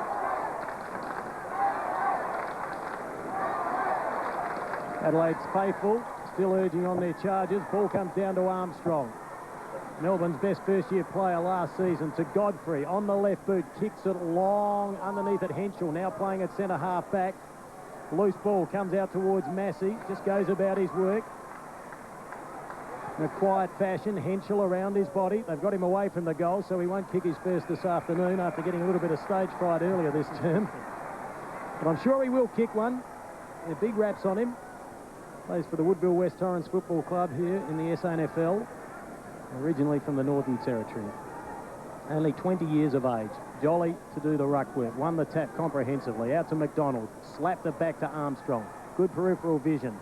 Now the kick comes out to Heffernan. Loose player there in Vardy. Oh, just got it over that player. I think he'll get there eventually. Picks it up. Has one player to beat. That is Tawney. Kicks it around his body. Bruce is there opposed to John Cott. Now he doesn't want to take possession. Tries to paddle it through his legs. Needed some support. There was none there. Too many Adelaide players. And away they go. That's been the story of the afternoon. Doughty out towards Smart. Gary Ayres is a cruel man. He's left the 34-year-old on in Smart and the 33-year-old in Bickley. Taken by Gallagher. Wobbly old pass. Now it's the D's with the numbers as Bizzle picks it up and puts it over to Walsh. He gives it to Leoncelli. Demons to try and get a couple of late ones perhaps. Now Jolly at half-back outer side for McDonald, who's seen plenty of the football today. 25 possessions now. Leoncelli leading the way with his 27th possession there as he kicks to the outer wing. And Scott Thompson getting in front of Massey to take the mark. The hand pass for Jolly. They've built up some numbers here with this attack, but it's going to pay off because Bizzle's found Walsh. He's got some room. 60 metres out. Long to the forward pocket. Bruce is in front and he's got the mark. And will line up for the Demons' 10th goal from left half forward. It's a perfect kick, perfectly weighted. Bruce leading out. He's got excellent hands. And the Demons may kick the last 3 goals of the game. They've booted the last 2 at this stage, and John Cock caught a step behind Bruce early on the lead, and made him earn it. There's Cameron Bruce with a strong mark. Yet to kick a goal today. Booted 20 last season, was runner-up in their best and fairest. Has kicked just 6 so far in 2003. To try and add some respectability late for the Demons. He bends it back enough, and they've kicked 3 goals in a row. If we play until Wednesday, it might be a ball game. There's a couple of minutes to go, and hopefully they can score another 1 or 2. But at this particular stage, the Adelaide boys have probably, well, we've done enough. And I think we've wrapped them up enough. We've wrapped them up. Yeah. They have been awesome, haven't they? They are. The way in which they build it up from up back, and the thing is, they rarely turn the ball over. They rarely turn it over. So that's one of their greatest acquisitions. Adelaide by 73 points. Nigel Smart up on the wing now, opposed to David Neitz. Trying to work out, Russell, what the crowd's getting excited about. Wayne Schloss just waving to them, I think. Well, he's always been a cult figure and a hero to many. And why wouldn't he be? What a player he's been. Back with the action. 138 plays 65. Biglands won the tapper. Went down to McDonald. Good support provided by Uze. He's tried very hard throughout the course of this match. The handball in turn to Thompson. Wrong foots his opponent. Back to Whelan. Whelan with another short pass here. They're playing very short at the moment. Over to Heffernan. This may come unstuck. Thompson lost it. Now to Gallagher, who normally uses the football exceptionally well. Does so again to Laddams. Puts it out wide to the run provided by Bickley. Bickley in turn thought about a handball. Ignores that option. Having a good look. McGregor will be the target. The ball goes in that direction. Kenny sets himself. Jolly stands tall. That's because he is tall and takes a strong mark. Just over a minute remaining. Well, I'm glad he did mark it, because if he didn't, well, the discipline thing would have been to punch the footy. But he backed himself, lived by the sword, he died by the sword. Yeah, read the situation perfectly. Came 3 deep. Knew he had to sit on everyone. McDonald with another possession. This will be number 27, which will equal Andrew Leoncelli, who's also had 27. Bizzle's had 19. A lot of those from the kick-outs, though, when he's played onto himself. That's one way to rack up the stats. Now the ball fisted down to the boundary. Burton in there. Clever work. Paddles it back. Leoncelli there. The bottom of the packet looked like Doughty. Thompson. Henschel. Was he leg? Yes, he was, according to umpire Justin Schmidt. So the free kick will go to the young fella, and he'll drive Adelaide into attack for perhaps the last time in this game here at AAMI Stadium. Well, he's found a little bit of the football. 7th possession. A bit better than his debut against the Sydney Swans in round 3 or 4. Bizzle in there again. Tried to find Vardy. McGregor to Burton. Burton over the top, close to the boundary line. Gallagher kicks it around his body, and the mark's been taken by Miller. He's tried pretty hard this afternoon, opposed to McGregor. Clinton, take it home. Thanks, Kim. So much to talk about, isn't there? As the Demons bring it to Leoncelli. And in front of more than 40,000, the Crows reached a week's break in 7th place on the AFL table with a 7-win, 5-loss record and a commanding performance today. A 73-point win, 21-12, 138 to Melbourne 10-5, 65. The Demons season continues to career headlong into a crisis.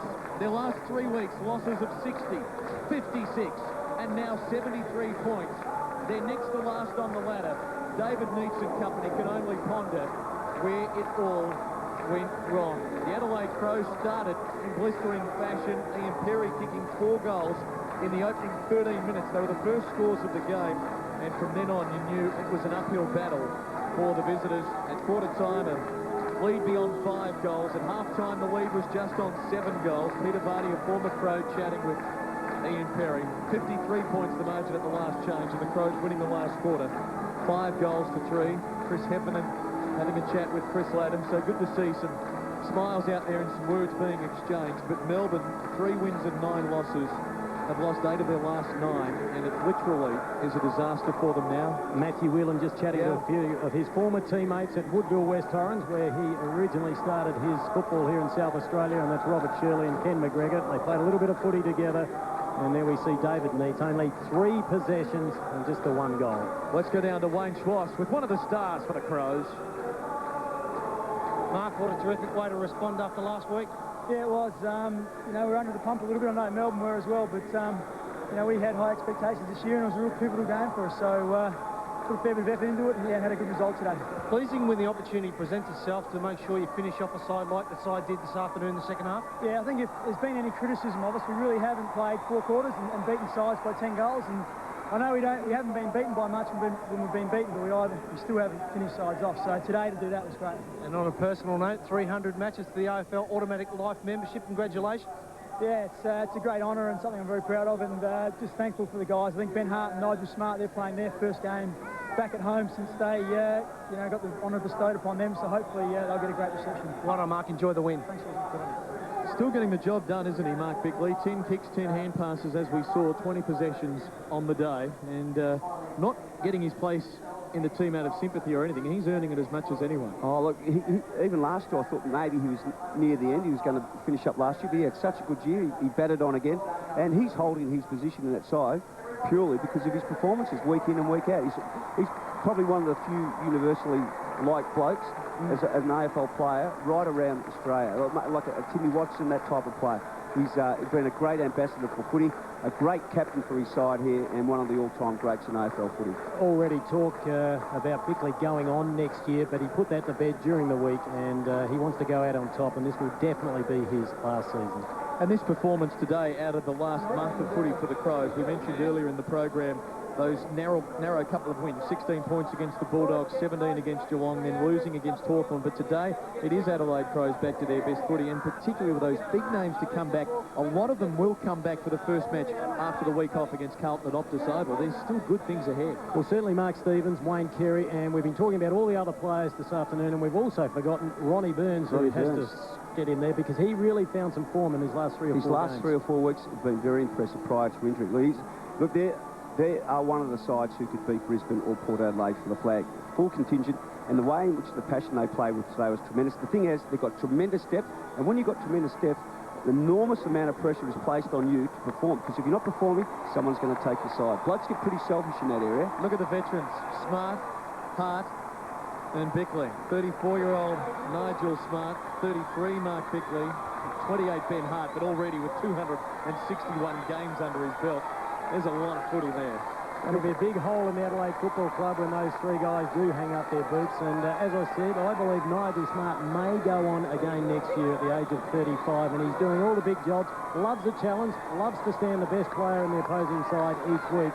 And well, he's playing good football, so why get rid of him? His testimonial of the year this year, so what's next then? The farewell year in 2004, another round of functions for him, and some more cheering of the flag for Nigel Smart, waving the flag as the players make their way up the race. Have a listen to them. They love that walk when they've had a victory. Oh, it's the best feeling. If you play well yourself and you win, and the camaraderie, I mean, that's a great thing about footy, regardless of what level you play. You play well, you win. It's just great to be with your mates. It's the best 30 minutes of your week. Well, the thing about Adelaide, they have lost 5 games this year, but they haven't been disgraceful when they've lost. They haven't been embarrassed. They have an average losing margin of 9 points. Yes, some say they should have won those games, and I think there's a fair argument to support that, but they haven't been kicked off the park so far in 2003. It's a great point you make. 8 points St Kilda, 5 points Collingwood, 5 points Hawthorn, 12 points Port Adelaide, and 3 goals to Brisbane. Well, you don't count the Port Adelaide one. They can just never beat Port, so... Well, they're making their way down in those luxurious training rooms they boast to sing the song. Let's have a listen. 73-point victory.